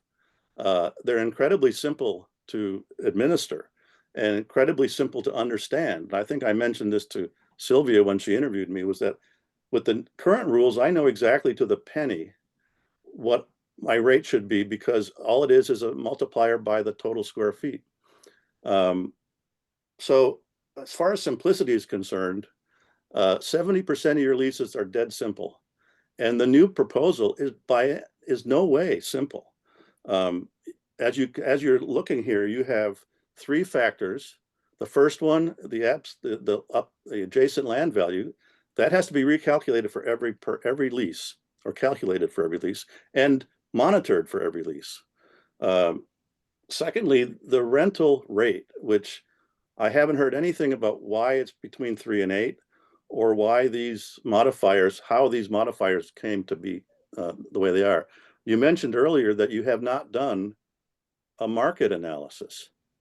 So I don't know how you can state that you know what the market should be for either the rental rates, well, especially for the rental rates. And again, Multnomah County, as you pointed out, is the majority of your leases, the majority of your revenue, and also probably has the highest adjacent land value. So I'm fully expecting our lease to be above 150%. So anyway, so I just wanted to point those two things out. I don't believe the statement made before the board, the DSL board. And by the way, there was not a single question from the DSL board about the proposals. And it just begs the question, where is this, I know that you're using this, the report from 2018 in a very, very significant way. And I don't, I agree that that's probably the only data, the only information you have. I don't know if it was vetted. I don't know if the assumptions that the young intern made were ever challenged internally. Is there a devil's advocate in your department that asked the question, does this make sense? And then finally, I'll just get to the last bit I wanted to point out. 5% was recommended by the intern as opposed to the current 3%. And it was about inflation. And I think a gentleman earlier mentioned, inflation isn't at 5%, and it hasn't been significant. It has been briefly, but 2.5% is what the Social Security recipients are getting next year, because that's tied to inflation. I would love to see, and if you did nothing else and just added 5% to everyone's lease, you'd get a significant bump. So what I would, if you're worried about inflation, then you should tie that annual bump to inflation and not just state that 5% should cover it, because I just think that's kind of lazy to do that. Just say, we'll do that. But so I just wanted to make those points. If you're going to address equity, this isn't the way to do it. If you're going to address simplicity, this isn't simple. And on top of that, 50% increase in 1 year or at the renewal time. And then every 5 years after that, you have the ability to reassess and bump the last year's payment by 150%. So while I appreciate your efforts to try to bring clarity to the dollars, I'm still unconvinced that this analysis justifies the new proposed formula. So I could talk for a long time, and I know I talk too much, but I think, at the end of the day, the potential for an exploding lease, even if it's 50%, that's a huge difference. And I'm actually surprised at how small some of the leases are. Ours is not small. Obviously, at Jansen Beach, we pay $30,000 a year in 2017, and we're up to 35 now. If we did the 5% for our lease, you would have gotten 33% more money from us over the life of the lease. So I don't have, Sylvia asked us to come up with solutions if we're going to disagree with something, and I fully intend to try to do that. I think the data we've seen today requires that I sit back and think about that. And I'm hopeful that other committee members can work. We can work as a committee. I barely know these people yet, so maybe we can come up with a unified consensus. Again, we don't want to pauperize the department. We want to make sure you collect the fees that you're required to manage it. Last month, you said that DSL fees subsidize the application process. It looks like that's going to continue. My point is, well, then increase the application fees and don't throw us all in that pot. So with that, I think I've exhausted my 5 minutes, but I appreciate it, Jim. Thank you. Just before we get to the other folks, Jim, you're right.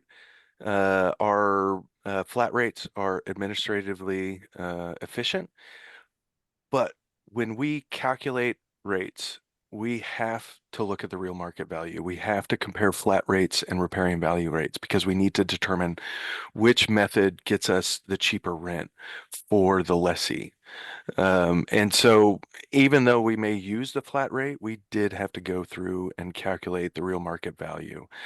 So they are administratively efficient in some sense, but they do typically undervalue the land that is used, because it is, like I said, a commercial marina moorage is 3 cents a square foot. Same with non-commercial, which are our largest number of leases. And 3 cents a square foot is, typically less than, except in rare cases, less than the value of the adjacent land. And we didn't do a market analysis in the sense that I couldn't, we didn't hire an economic um, consultant to go through and see what an average rate for rental properties was, but we do know what the adjacent land value is to our leases, and we can say that, hey, when we charge, a rate of 3 cents, that's less than the value of the that we get when we charge, for based on the riparian value. So, and I think there was a lot more in there, and we'll address those, but I do want to address the CPI. So we, what am I trying to say? The CPI, originally my proposed rules actually had increases tied to CPI.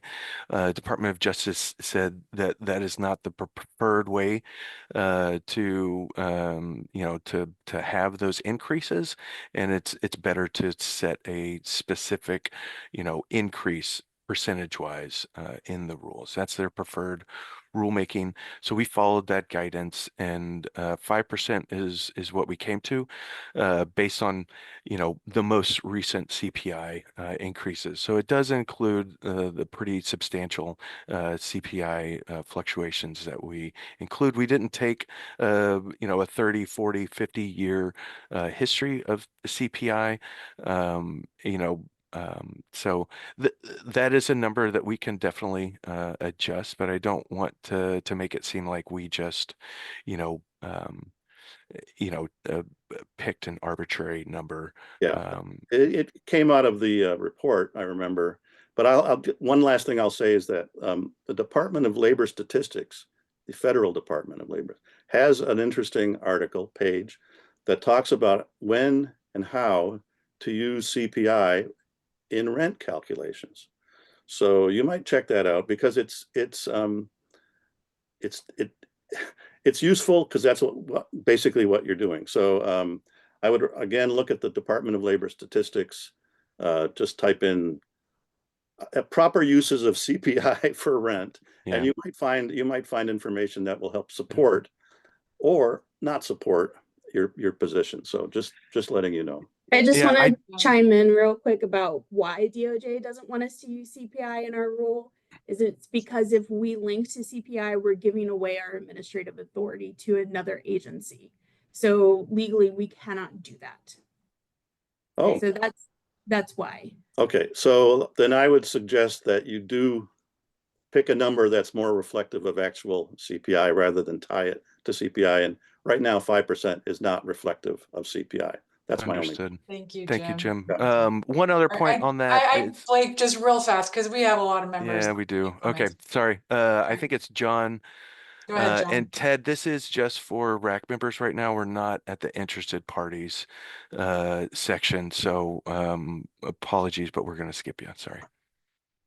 Yeah, I just wanted to weigh in on the inflation modifier as well. Is that from a commercial point of view, you can't have a viable and arbitrary modifier set at a flat rate. It's got to be tied to a real reflection of what inflation is doing on a broad basis, and also locally to the area. I get the point about not ceding authority to another agency, but I also echo the point that the 5% is higher than standard or average CPI. And I think that number really does need to bear some scrutiny. I don't think that that's as you're looking at the cost for people that are using the land across the spectrum of private users, marinas and commercial entities, I don't think the 5% is going to be something that is It's certainly not commercially viable, and I don't think it would fall towards equitable if we're looking at how that reflects on real pricing and real pricing increases. I understand and support coming up with a value formula that is fair across the board, but I think that that portion of it needs some better scrutiny than where it sits right now. Thank you, John. Appreciate that. Yep. And John, did you have thoughts on other pieces of the calculation as well at this time? If not, that's okay. Just want to give you the I do, but I need to spend a little bit of time looking at the formulas and how the modifiers are being applied and derived. I just based on land value assessment modifiers and where is that basis coming from is where my big question is on some of that. I understand the approach, and I think that the approach is something I can get behind, but I would need to see a little bit more on the mechanics. Okay, that's great. Thanks, Thank you, John. There is just one point I wanted to make on the CPI and having these graduated income or increases. One of our requirements for contracting is if we have a contract that exceeds $250,000 in revenue over the term of its contract, we are required to send that to Department of Justice for legal sufficiency review. They review all of those large money contracts to make sure that there aren't any additional terms and conditions or other considerations that we need to add into the lease document.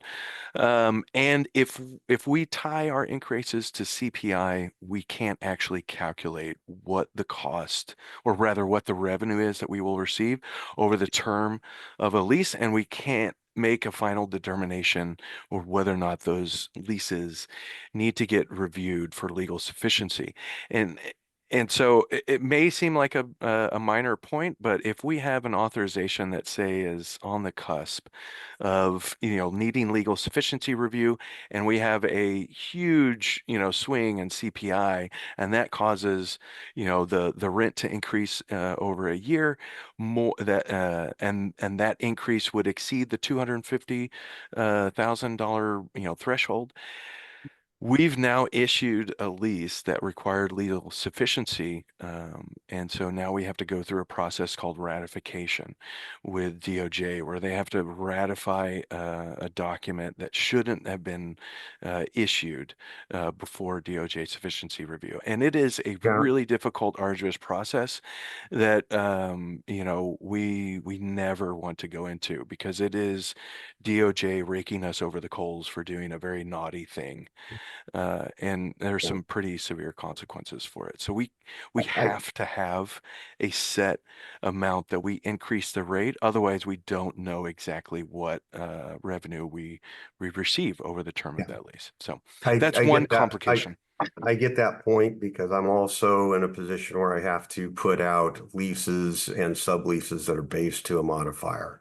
My overall point in this is, while you can't tie directly to CPI, you can use inflation data as a reference point to set a rate over a period of time. You don't necessarily have to give it in a given year. You can look at it over a 5-year or a 10-year period. But I do keep coming back to the 5% modifier it's above, quite honestly, it's above CPI rate. It's above market rate that you can turn around and collect if you're in a position where you have to do that. So that is the point I'm going to go back to, which is, I just believe it's needing some further scrutiny to arrive at a fair rate. Understood. And I think this gets back to the point that I made earlier. We did not get everything. We're not expecting that everything that we've proposed is, will pass. Right? You guys are going to find some things that we need to change, and so I think this is, in that realm. We've got two more, Alan, and then Mike, and we'll need to, I guess, move on. So I'm not going to comment about the CPI or the escalator, change the topic. Earlier you had said that the goal of this process was not to cover your expenses, or you didn't think that the process would cover your expenses. Is that my correct hearing? I mean, I think maybe I was trying to thread a needle, and the point was, the department sees our lease revenues, the goal of the lease revenues, are to compensate the public for the use of that land, and then eventually go to the common school fund. Yeah. And as much money as we can get into the common school fund is what we're trying to do. The expectation is not a penny for penny account of this is what we spend, and therefore we need this specific revenue. We're trying to make the goal of, the revenue, that it's about compensating the public for use of that land. So 100% agree with you on that. Because I think you're right. From a state perspective, it doesn't make sense to take money from the common school fund to allow commercial operators to have a natural resource that they're not paying fair market value for. And so I think it is important that those numbers reflect the real market value of what the properties are leasing. The other thing, and so I represent the Marine Board, one of the other factors that I think needs to be considered when DSL is leasing the waterway, it's taken away from, not that, aside from just the owners, it's taken away from other users of the property. And so, for example, boaters, Multnomah Channel is a good example because there's property on both sides of the channel and the channel is relatively narrow.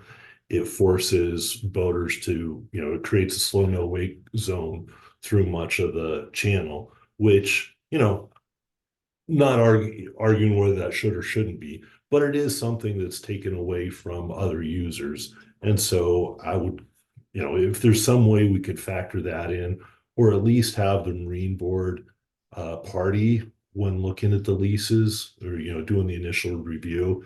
And so that we can understand and provide our input on how those leases are going to affect, the water body users. Yeah. Thank you, Alan. Great comment. Would always love to hear OSMB's opinion on our leases.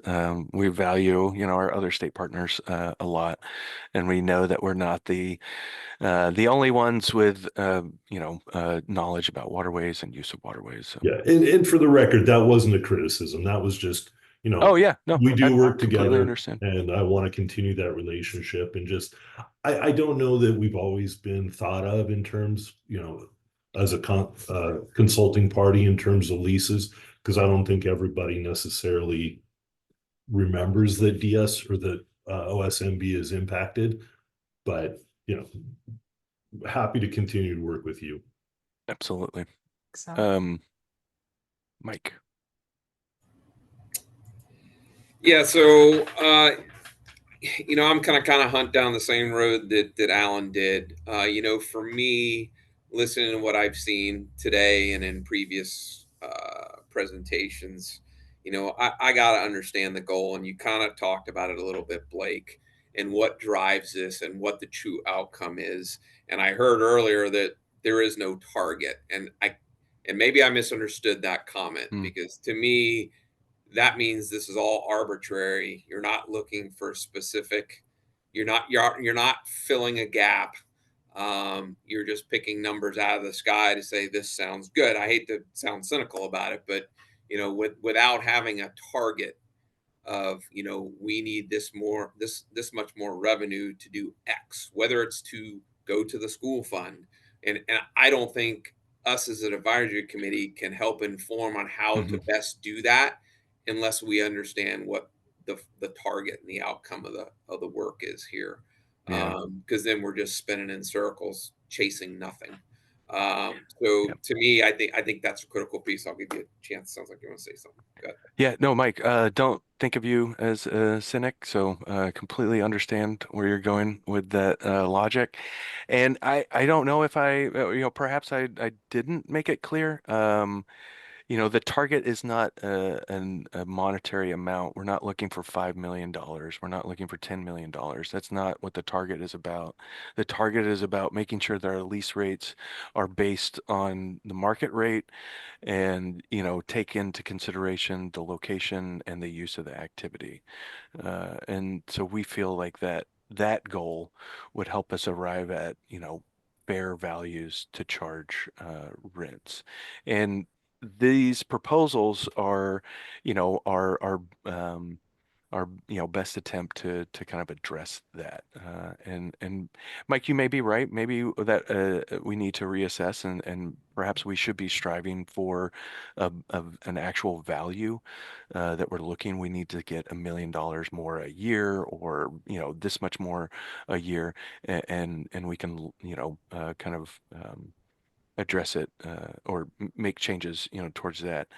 Um, I mentioned this previously, but these changes aren't going to happen overnight, and so leases will eventually fall under this. So that is another reason why we can't just say we need $1 million more a year, because we can't just make people you know enter into a new lease and get these new rates. It's a contract. There's mutual consent involved, and you guys all know this, but we we'll see these changes happen over time. So that's why we feel like a goal of making sure that the rates that we focus the outcome of the method, based on, um, I don't want to say subjective, but based on some goals, like that the rent's based on the market, that the rent factors in the use, that the rent factors in the location. So I may sound like a broken record, but that's hopefully provides a little bit more clarity, Mike. But I don't know, is that helpful as far as goal wise and objective, what we're looking for? Or is that still your concerns are still there? No, it does, and I'm looking at the rate modifiers now. And in my opinion, we have a rate modifier for marinas for a +7.5, but marinas are there for public benefit. And I don't want to get into a huge discussion about whose rate should do what, but and I'll walk a plank here saying this. The Port of Coos Bay is a public entity, and we run a marina. And I know there's folks on here with private marinas, and usually private marinas charge more. We can't. We get waylaid in the community because they're subsidized by taxpayers to keep those marinas open, which again is a whole nother discussion. But to come in and have us pay 50% more for that facility only turns around and we'll have to raise the rates. And I just, again, I don't know how much of a discussion we went into the rate modifiers, but I think there needs to be some deep consideration about how these modifiers are developed and what's behind those numbers. Yeah, thanks, Mike. That's a great comment, looking at the specifics in the rules. And I would encourage, all of the RAC members to look at those modifiers and consider, are there, like Blake said, this might not be 100% right. So are there modifiers that need to change in your perspective, or ones that need to be added, or, numbers change to reflect some of the values that you think are important and get to the goals that DSL is trying to achieve here? So maybe you don't have to answer that right now, Mike, but if you want to come back with a specific suggestion on dealing with public marinas, I think that would be welcome. Yeah, and about those considerations, I tried my level best, to provide a description of, what those considerations are, and some general idea of how the department plans on using them. And not just, by listing the percentage, but by providing, a written description, which is on the next page of this document, about, those use categories, and, if director approval or deputy director approval is required to use them. For example, the other methods or information or other use classifications, those would require director approval to use, and or not something that we can just have as like a catch-all to do whatever we want. So please review all that, and just one word about the percentages that I chose. It was based off of what we felt were hierarchy of concerns and issues, and the 3 to 8% you know, when we looked at commercial, you know, calculations for rent, there was often, you know, some sort of, you know, rental rate variable that was used, and that's, you know, common practice. We've done that for a while with our you know, with our rate methods, and that rate is often, you know, depending on if you're doing monthly or annual payments, you know, varies. But for annual payments, what we found was it's in the 3 to 8%, and that's just based on looking at other people who use those that variable and what rates that they kind of come up with and determine. For example, state of Washington uses a similar variable, and it's but the floor is 3% as well, I believe. I don't know what the ceiling is for that one. All right, Dylan, and then Justin, and I think we do need to at least wrap up, give everybody a break, and move to the next next discussions. So Yeah, absolutely. Thanks for letting me talk again. Take a slightly different stance, I think, than those before me in that I'm actually really concerned if we were trying to fund a gap and setting fees related to a gap in a budget. I think you have a fairly defined scope in what you're looking to do. I agree that, you know, as this program, it looks like you're bringing it more into the light. You're making it more knowable and more consistent, more sustainable long term. So I would hope that the numbers would be better going forward. I'm generally concerned about two things as a whole. My role in this, you know, looking at the region is public access to facilities. Like there are huge stretches of the Willamette River where the public doesn't have access to any of the docks. And so I do think that a multiplier really makes a big difference in incentivizing that public access. And I know there's security issues with that public access as well, but those can be addressed in meaningful ways. There's a lot of recreation that can happen where, you know, if you can get to a restaurant on a waterway on a paddleboard, you know, would you choose to? And do you have to paddleboard 6 miles or kayak 6 miles or 1 mile? And so how frequent you have those opportunities, I think makes a big difference. And while that's a big effort, I do notice that there isn't a difference, you know, at face value until you kind of get into the details, you know, for that, you know. And so housing is also another big concern. You know, you can see a pretty big swing on housing rates. However, if you have a dock in, you know, Multnomah County, on the Willamette, you know, the value of your property may, you know, significantly go up on that. So I understand the market rate. With the fees, typically as another government entity running permitting programs, when we're leasing and licensing spaces for non-commercial for-profit entities, we're usually closer to the 3%, 3.5% on the high end. And then when we get into commercial cell phone parking lots for restaurants where they couldn't operate without them, or gas station, you know, we tend to, you know, be in that 3.5% to 5%. But 5% has been really hard to get. And so I would say that, you know, when we look at those multipliers, what the use is should really matter, and incentivizing public access and public benefit. You know, we set market rate in most of our programs at the city as well, and then we discount to incentivize the access, because what we really want is a healthy river, you know, and infrastructure and healthy, you know, river culture of access. So and I have comments later about new licensing that I don't see on here, such as if you anchor in the same place for more than 3 days, requiring a license.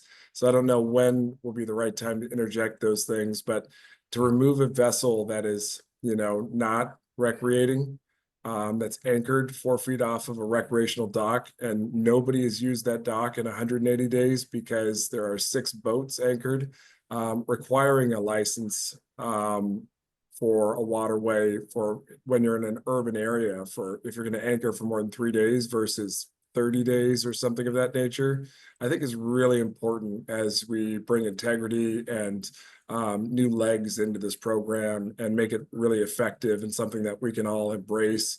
We share a common problem with unlicensed activity. And any efforts to raise fees and adjust licensing should, clearly identify that unlicensed activity needs to be addressed. And, it just puts stuff back into the other category of abandoned or, anchored vessels. But that's a different subject. I think it's a good start is to say, hey, you need a license in these environments, or you need a lease if you're going to try and do these things in these areas. And I don't see that in there too. So I'll add that in my comments and red lines later.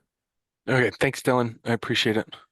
And Justin, and then we'll move on to a break, I think. Yeah. Sure. I just had a quick kind of comment on the rental rate modifier, just kind of from a staff perspective. I noticed that the historic vessel and structure category didn't have any added percent to it. And just kind of from my experience, some of our most expensive cleanups and drags on, the common school fund have been from, big historic vessels with a bunch of contaminants that DSL ends up getting left with. And so I just think that's, I see that as generally a higher risk category, and something that maybe should be taken into account in determining that number. So that's just my only comment. Great. Thanks, Justin. Thanks, Justin. Yeah. Yeah, so let's go ahead and take a break. All right, welcome back, folks. It's about 11:15 here. I know that was a short break, but we just have a little while longer. Okay, so now we're going to get into application fees and proposed changes to the rules on that. So I think Blake will have a few slides on this piece, and then we'll have time for committee discussion, and then we'll do interested party comments after that. So over to you, Blake. Thank you, Sylvia. Yep, so 2 slides on this, and then we'll go into discussion. So hopefully you won't have to hear me talk too much. So our application fees, we're proposing to increase them, as well as for the fees associated with our waterway registration program. And the increases are largely or entirely based on the inflationary increases since January 2013, when the Division 82 rules, it says last updated. It should have said were implemented, because that's when the rules came into effect, January 1, 2013. And so, using inflationary increases, essentially the Bureau of Labor and Statistics, website, where we're able to help calculate what those increases look like since January 2013. That's how we derived the increases. So, for example, the new waterway lease application fee under the existing rules is $750, and inflation says to increase that actually to 1,026, I believe is what the calculation was. And so we looked at 1,000. That was honestly a nicer, rounder number than 1,026. As well as we knew we had increases proposed, annual increases proposed, so we felt like that would make up the difference. The new fees that we're proposing, for example, holdover fee or DOJ review fee, are based on the minimum fee in the proposed fee schedule, which is $500. So that $500 comes from our renewal fees, and certain amendment fees are $375, and increases, looking at inflation, the increase should be close to $500. So. And the exception is the Submerged Lands Enhancement Fund fee, which was set at $100. And we were looking at a minimum fee that to charge lessees to help us, provide a sustainable funding source for the Submerged Lands Enhancement Fund. And that fee was set at $100 because we felt like it was a reasonable minimal rate, and would help still provide funds to the SLEF that that we could use. So next slide, please. So this here is a table that I use to help with onboarding new proprietary coordinators, and it's just it is a review of our steps when we receive an application, what steps, what processes, what reviews we have to do to get to a decision. Often, it says execution, but sometimes the end is, a denial if the use is not an approved use. But I provided just some general language. Now, please note that the general language, this is taken from, our training materials, and so this is applicable to all of our rules divisions, which are like 9, I believe, that we issue authorizations under.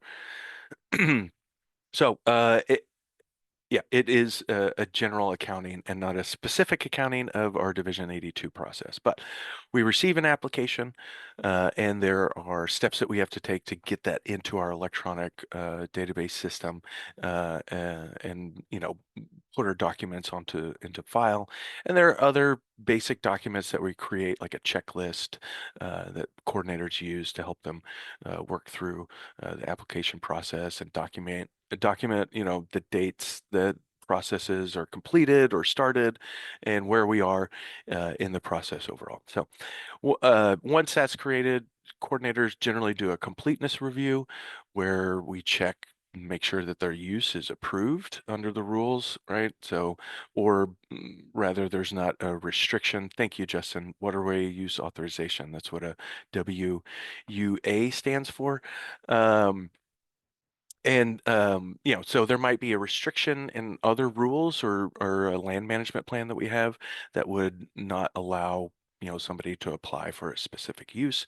And we make sure that the application is filled, signed, that attachments are provided, and that the information in there is actually complete. If somebody puts half a sentence in their proposed use, it may not explain exactly what their proposed use is. So we may want to get some more information. And we also make sure that any fees, if applicable, was submitted. There are, a couple of authors applications that don't require a fee, and so that's why it says if applicable. Next step for leases, we go through a preference right and competitive bid process. Preference right review is where we look and see who the preference right holder is. And a preference right holder is somebody who has the preference right to lease the submerged and submerged lands in front of their property. And this may be because they, own the lands, right? The uplands, the tax lot, that's adjacent to the SNS lands, submerged and submersible lands, or they have some sort of land conveyance that was given prior to January 1st, 1981, that allows them the right to lease those lands. And you'll see this in places like Astoria, where you have a lot of tax lots over the waterway. When you look at the deeds to these tax lots, they explicitly state to the structures and to the leasing rights. So it is not necessarily ownership, though sometimes it is actual title ownership of the tidelands within that tax lot. It is more about the leasing rights and ownership of those structures. So we determine who is that preference right holder. If it's the applicant, we move forward with the process. If it's not the applicant, then we have to put that out to the to the public for a competitive bid. And we're required by statute to get the highest competitive bid for any leases where the preference right holder has waived, excuse me, their right. So once that process has either been completed or resolved, otherwise maybe we don't need to go through that process because the preference right holder is the applicant. Next is we go through a public review process. So this is where we circulate the application for other local, state, and federal agencies, as well as other interested other interested parties, such as, tribal entities, tribal governments, adjacent landowners, or adjacent authorization holders. Typically, these are our rules state that it's normally a new use that has to go through a public review process. But there are other circumstances where public review process we go through at renewal, or if there's an amendment, we may be required to go through that process. So we complete that public review. Often it's for 30 days, but largely it's at the discretion of the department because the number of days circulated isn't listed. We typically do 30 days. It's very rare for us to do anything other than 30 days. We then go into a technical review where staff reviews the application, they review the comments and any other information provided, and making a recommendation to either approve or deny the use as applied for. At this point, staff can also request additional information. So if they're at a point where it's like, well, I could make this decision, or I could make a recommendation rather, excuse me, if I had more information, then they can go back to the applicant and request additional information. Or perhaps there's a comment that was not addressed sufficiently and they would like to get more information on that. That's at the department's discretion. So once we get to a point where we've either provided a recommendation to approve or deny, we go into document prep. And this is largely for when we approve, right, uses. So we have to create the document, the lease, the easement, the license, whatever it is. And once that document is created, whoever is the authorized signer often is the manager. There are some circumstances where either myself or the coordinator may sign it, but that's often when there is either no manager available or there's no compensation involved in the authorization, like a public facility license. So if there are no issues, then we send that draft to the applicant. That said, if we mentioned this before, or I mentioned this before, the Department of Justice Sufficiency Review, that's when we have, a compensatory payment, rent, or if it's an easement, it's a one-time payment of $250,000 or more. So once the manager is happy with the draft, if it's got to go through sufficiency review, then that's the time where we would send it. If it doesn't, then we go to execution. The applicant receives the draft, signs it, requests changes, right? If changes need to be made, those changes are often, encyclopedic, information like, hey, you got my name wrong. We don't make substantive changes to the lease at this point. So that would be, earlier in the process. And then once that draft, we received the signed draft, we received any compensation, we receive any certificates of insurance that we require if there are financial assurance requirements. Once we've received all of that, we, scan it into our file, close out, the file, do all the things that we need to do to make it an active authorization. So that's the long and the short of the application process. And that's what our application fee is intended to cover, is all this work that staff does when we go through these steps. So let's see, do I have another? No, I don't, no other slide. So open it up here for discussion. What I'm hoping to, hear about is, how these proposed changes, how you see it affecting, applicants, and whether or not you feel like these increases are reasonable and appropriate, as well as other comments. So I think if you scroll down a little bit more. Oh, no, that's right. You're right. You were in the right place. Sorry. Perfect, thank you. Yep. Yeah, so everyone received this too. This is that fees and formulas sheet with the application fees at the bottom there. And so I'll open it up to member discussion on how these new fees look, if the reasoning makes sense, if they're reasonable. So if you have any comments here, just go ahead and raise your hand. Danielle, can you actually scroll down? So these are the application fees for public facility license. There's a better summary. Yeah, below all this, last page. I think it's the last page. Yeah, 5 of 5. There we go. So it shows the new application fees, and then it also shows a table that has the additional fees that I mentioned. So late renewal fee says if we don't receive a renewal on time, and then lease holdover fee is when we have to place leases into holdovers because we don't have a renewal. And then DOJ consulting fee, when we do have to go to DOJ to either change the terms and conditions because there's specific circumstances in the application or the use applied for that require it, or it exceeds the threshold for DOJ sufficiency review. And then, of course, lastly, the SLEF fee, which is an annual fee that we're proposing. So. All right, yeah, Mike, go ahead. Sorry, I do not have these memorized. Do you have a table that shows what the current fees are? Yes, let me pull So I have a that. side by side. Give me 1 second, Mike. Unfortunately, the way Zoom works is I can't do a side-by-side screen share. So, but Blake's gonna pull it up and then he'll share what it currently is. Yeah.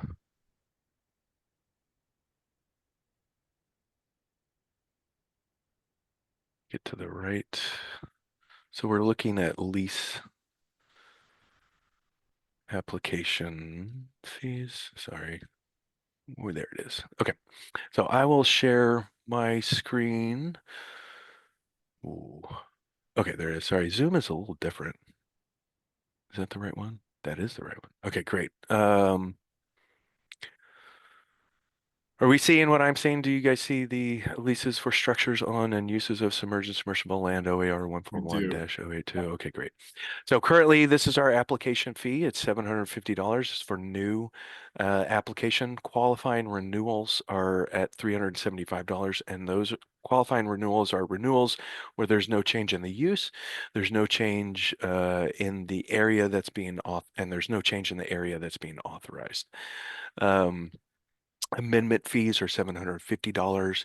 Qualifying amendments are $375, and that's also when you see either reduction, excuse me, in the use or reduction in the area, or it's otherwise not a change in the use. Assignment fee is $750. So that's if the lease has to get assigned. Somebody buys the property. Now we have a new owner, and the lease doesn't reflect that. So we need to transfer that lease from the previous lessee to the current lessee. That requires some paperwork on our part and some review as well to make sure that the proposed lessee is not somebody that has past management or business practices that we're concerned of, or otherwise have some sort of violation with the department on another lease, another permit, or something like that. And then other fees that we have are the bank consent agreement. Processing fee is $375 unless otherwise stipulated in the lease. We do have some older leases that are effective where the bank consent agreement fee is less than $375, but in our rules, it's listed as $375. So in those rare circumstances, we have to follow what the lease language actually says and not what statute or rule, rather what rule states. And lastly, sublease processing fee is $750.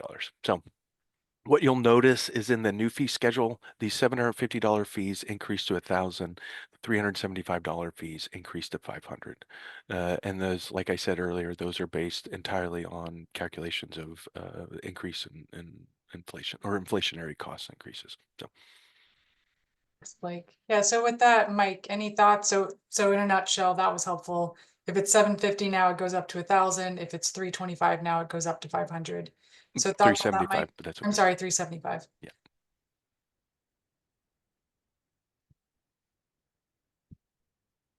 Yes, I that can't see answers if my anybody question. else has their. Oh, I'm sorry. Go ahead, Mike. No, that answers my question. Thank you. I'm sharing, so I don't see if anybody else have No, their that's hand. okay, Blake. And Mike, any reflections on that? Does that seem reasonable? Do you want to weigh in at this time? Not yet. Okay. All right, then let's go to John. Did I read on the sheet that the fees, once they change, will have a 5% annual escalator on them? That is correct. I'll go back to my earlier comment, is that's 22% over 5 years. I think that outpaces inflation. And again, I would look at a more realistic modifier to that. We don't have to rehash that conversation, but it ties together. Yeah, understood. I was expecting. Thank you. And yeah, I'll let Sylvia. I keep on jumping in. Sylvia, you Yeah. you can Go ahead, do Jim. that. Thank you. Yeah, so this one area where there's a lot of work that goes into the application process, and you mentioned last month that it's expensive and in terms of staff time. This is one area where I would actually argue for increasing beyond what you're suggesting to try to more likely cover the costs, the staff costs for the application process.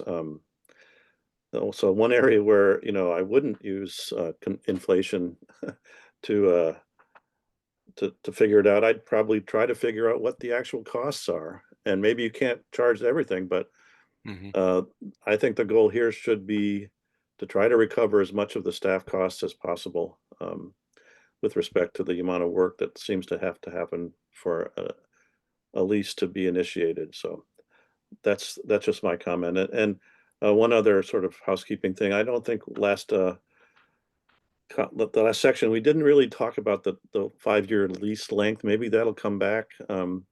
That'll come back later, Jim. Yeah. Okay, thank you. That's all I was curious about. Thank you very much. No, absolutely. Thank you, Jim. We do have some very preliminary data on, staff time and the costs, but it is a very small data set. We've been collecting on it for just about a year, but a good portion of our applications that come in are access agreements that don't fall under, right, these rules. So, but what we have found is that based on our accounting as far as, calculating how much, staff time, is spent on the data that we have available.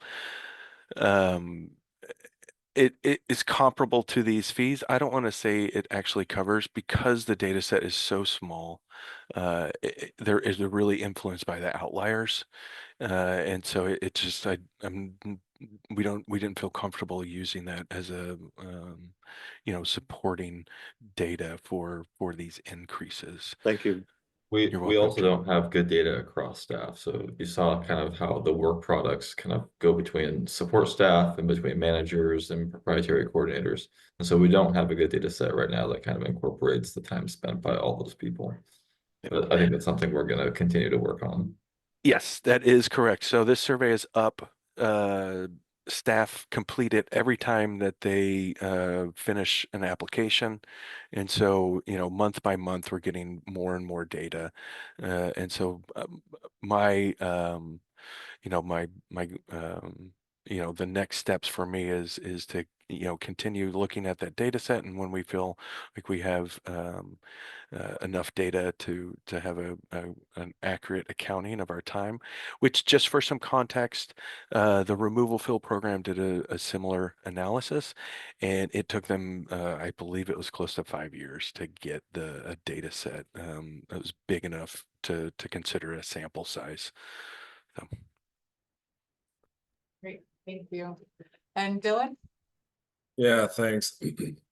We have several programs at the city that have similar structures, or I would consider this to be somewhat of a smaller program based off of the revenue and the number of staff working on it.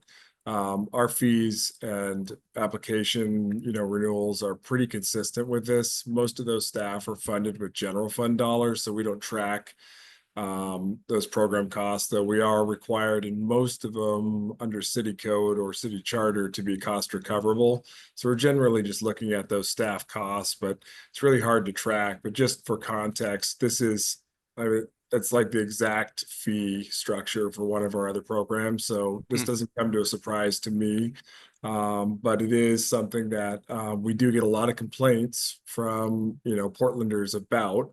So we recently created a new tier. In fact, it's not even published online yet. Should be coming out in the next month or two, where we have like a homeowner application or a public benefit application. Once again, that's reduced so that the folks that are actually doing things that benefit our natural areas or our programs don't have to pay the $1,000 fee. It's like insult on injury when they're doing that. But for the most part, the administrative costs, I don't know that they're actually covered even at $1,000. So I would say that these fees look pretty accurate to me.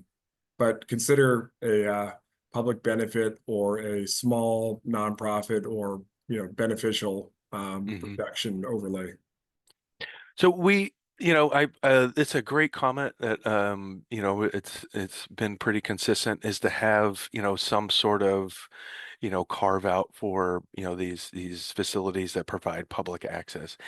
And honestly, we have it already in our rules, and that's our public facility license. So if it's a public facility that's truly dedicated to being open to the public, not charging a fee, outside of maybe a parking fee to use the docks and the boat ramp, then those are classified under a public facility license. They don't pay any rent. There's no insurance requirements because often it's a public entity, and so we don't have indemnification requirements. We have contribution in lieu, so they have to agree to contribute for any negative impacts that occur because of their activity. And then it's they do have to pay the renewal fee, but it is a 15-year term, and we're not expecting to change that term As a for public holder of facility several of license. those wonderful deals, our world is just more complicated now. So at any of those public facilities, there are some amounts of commercial activity, and rather than like always parsing what's in and what's out, I mean, we have a company in Portland that's trying to run ferries up to the Columbia. We have cruise ships, far and few between, but they come in. And so a lot of times you have these public facilities, but there's a commercial purpose. And to my point earlier, when you have a private community on the water that does not offer any public access, there might need to be like two tiers, like the clean version where it's all public benefit, which I would argue is like going to become somewhat non-existent, because in order to survive and maintain these structures, you have to have some commercial component. But, if public access, then some multiplier discount just to encourage more access points, because it's hard enough to get somebody to want to let the public come down. As I said before, security is that real, but there has to be some incentive or we're going to start losing recreation on the river. I appreciate that, Dylan. And we will definitely take that into consideration, seeing as especially it's been a pretty consistent comment from RAC members. So Thanks, Dylan. All right. Any other RAC members have comments on the application fees here?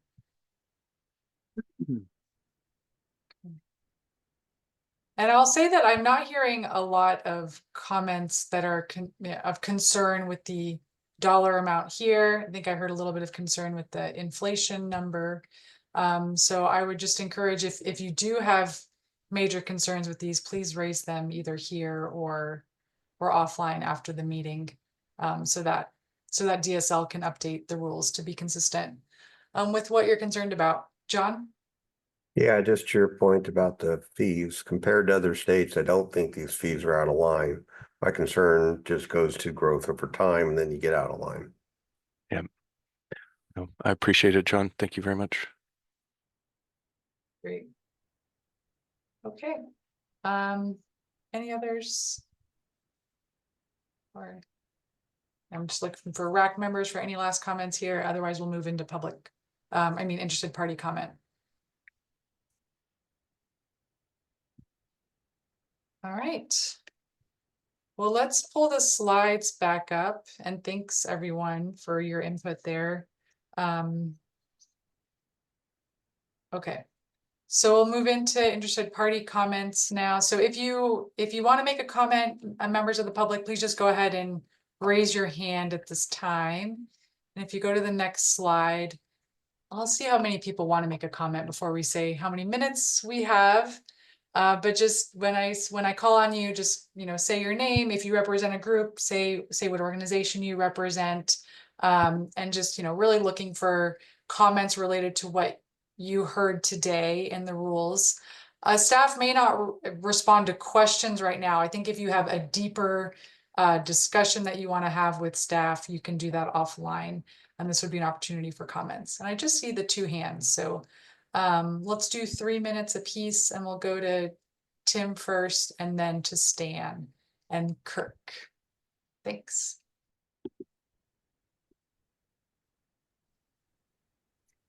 Yeah, so sorry, I think that was me. I'm Ted. Go ahead. Sorry, Sylvia. Just a kind of point of order. I was kind of messaging with you. Publicly owned facilities, RAC is representing the public.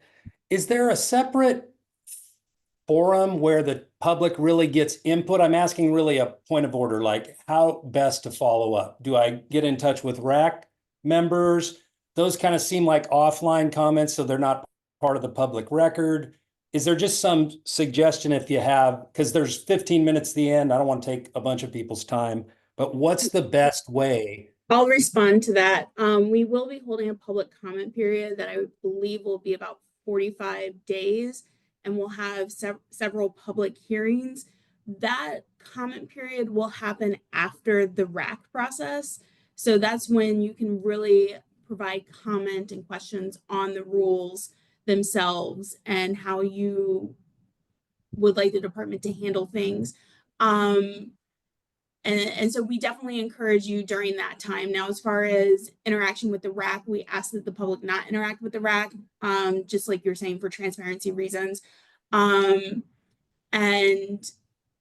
so, yeah, we will have that public comment period. We will notice that at our last RAC meeting in April, we'll provide more information on that public comment period. Thank you, Danielle. Blake, I do have a specific question for you, but I'll contact you offline. It just has Please do. My application, because I can't tell whether that it's going way up or not based on what I've looked at so far. Got it. Yeah, absolutely. And I guess with that, I'll say if you do have a specific, like if you're a leaseholder and you're like, how would my lease, feel free to reach out to me and I can give you a back of the envelope, calculation, like based on, what we have proposed, how would this affect your lease? So there's that.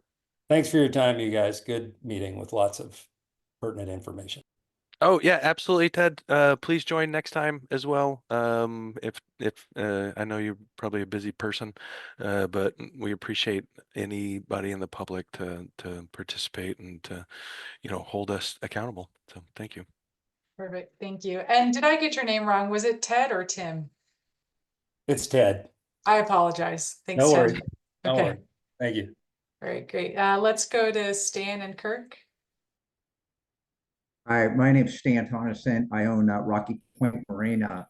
I have just 2 short points or questions about recovering the extra expenses that we would incur. We have over 56 floating homes, and same thing in the metro area. There's about 50 floating home marinas. We controlled by rent control. And right now they're discussing lowering the rent control down below 5%, down to CPI. So it's going to go down. So we don't have a way to pass on this cost to our homeowners. And secondly, unlike Washington and California, where there's waiting lists for boat slips, in our state, there are in excess of 2,000 empty slips. So it's hard to be competitive and just raise the rates. So I just want to say that we're in a different situation than the other states. And then also within Oregon, we're limited to what rent we can charge. Thank you. Thank you, Stan. And Appreciate that. Lance didn't have anything to say. All right, well, thank you. Then let's go to David Grant. Are you unmuted at this time? Yep, we can hear you. Okay, I'm Jeff Ingebrigtsen, owner of Paradise Mortgage on the channel near Stan, and I'm glad he made those comments and I support those. In looking at the meeting yesterday, both the governor and treasurer did speak to CPI as being a factor with the telecom industry. Their lengths of their leases were also 10 years plus. And I disagree that the upland method, I don't believe it to be the best method. The modifications are cumbersome, subjective, and require a lot of potential staff increase in hours. Since the majority is a flat rate, I feel that's better. As to the private marinas, we do provide a lot of access for people to the river. And yes, security is an issue. But what landlord would not want an investment without debt service, insurance, tax, both property and income, not to mention the maintenance, tenant management with monthly turnovers. So I look forward to working in the future with you on this and hope the CPI and the flat rate can continue. Thank you for your time. Thank you. And did the person that's with you, who I'm assuming is David Grant, have a comment as well, or is that all? Oh, and you're on mute. And you are on mute over there. We couldn't hear what you said, David.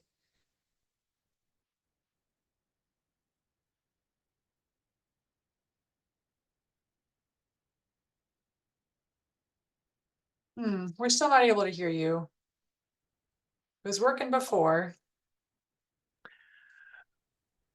I believe Jeff was saying that there wasn't good. an Now can you hear me? comment. We certainly Yes, can. now we Excellent. can. Okay, I just said that when we get to lease terms, I'll be glad to comment. I'm from Dykeside Mortgage in Scappoose, and we are currently under the gross receipts plan, and we don't pay $600 a year. All right, thank you. Thank you. All right, any other interested parties interested in making a comment? No. All right.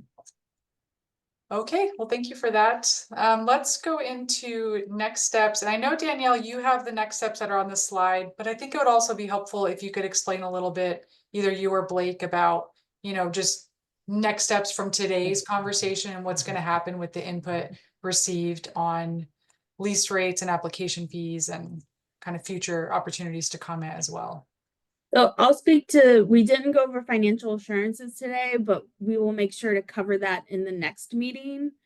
And I'll just go through the slide really quick and let Blake step in as far as what DSL is going to do along the lines of the comments and questions that were received today. So in the next week, a meeting summary will be sent to RAC members and today's meeting recording will be posted. We post all of our meeting materials and all of our meeting recordings for transparency issues so that the public can know what's going on with the RAC. And prior to each meeting, an agenda will be sent to the RAC, which will also be posted to our website. And again, sorry, all of our meeting materials are posted to our rulemaking website, which if you scroll up way up in the chat, there's a link in there if you want to look at that webpage now. So yes, we post everything.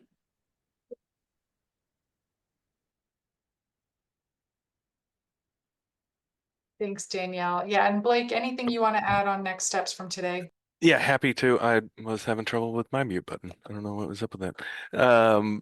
Yeah, so as I've stated earlier, thank you so much for your comments. It's just going to make us help us make better rules. So that said, the comments that we received today, were pretty substantial, and so we're going to have to take a minute to review those comments and see, which ones, I don't want to say, like we're picking and choosing, but we'll need to look at the, the comments and see how best we can, address them with any changes in our proposed rules or the fee schedule or how we calculate lease rates. So hearing folks loud and clear that there's, a lot of trepidation about the changes to the lease rate method. And so I appreciate those comments, but we'll have to ingest these comments, so to speak, and see how best that we can, amend or change the rules to address these concerns. So. Great. Thank you, Blake. And RAC members, any kind of questions or comments before we close out today? Yeah, Jim. And Dylan, thanks for your comment in the chat. Jim, go ahead. Yeah, I just want to thank Blake for the hard work putting into today's presentation. My only concern is that as a committee member, as a committee, we haven't had a lot of opportunity to interact as a committee. When we have a meeting like this, a big chunk of the meeting is something being presented by the staff. I don't know if this is something that happens in this venue or happens alone offline where we get together and talk, but it's hard for me to get a sense of, I mean, some of our members are RAC members are expressing interested comments, but as a committee, I don't feel yet we have gelled with any significance. And so I don't know how that works, if it's supposed to happen on our own time or if there is a meeting we can have with minimal staff presentation, but the opportunity to have staff there as a resource, and then have conversation among us to talk about what are the issues that are most pressing for us as individuals, and help the staff get us a better sense of what our committee is ultimately recommending. So that's my point. Oh, thank you, Jim, for that great feedback. I'll talk to Danielle and Sylvia about this and see if there's something that we can do. Like you say, maybe have a meeting with minimal staff presentations. Appreciate that very diplomatic way of saying Blake is talking too much. But we can look at that. There's always a conversation to be had. So I appreciate that comment. So Yeah. thanks, Jim. Yeah, and Jim, I appreciate that comment too. And I think it is, presentation heavy for sure at the beginning. I think the topic today in particular is really complex and difficult to walk through, and would hope for more RAC discussion in the future, and can kind of structure the agendas to do that. So we'll think about that offline and get back to you. Dylan? Is this meeting, this advisory body, is it a formal body? Are we allowed to meet and have quorum and not have it posted online? I mean, I guess that's the question to consider first, is whether or not. The advisory committee, sorry, I've done a lot of research into whether or not RACs are considered a public body and required to have a quorum. RACs, because of how we convene them, are not a public body. So we don't really follow those public meeting laws and, have offline communications or quorums or whatnot. In that case, it's fantastic the way you've structured these meetings to make sure that people have access to see it. Thank you for that. You're welcome. And I'm glad you said that. And I know that at least a couple of members in the conversations I had with you before this asked if you could get each other's contact information. So would you be okay with us sending out the roster to the RAC members?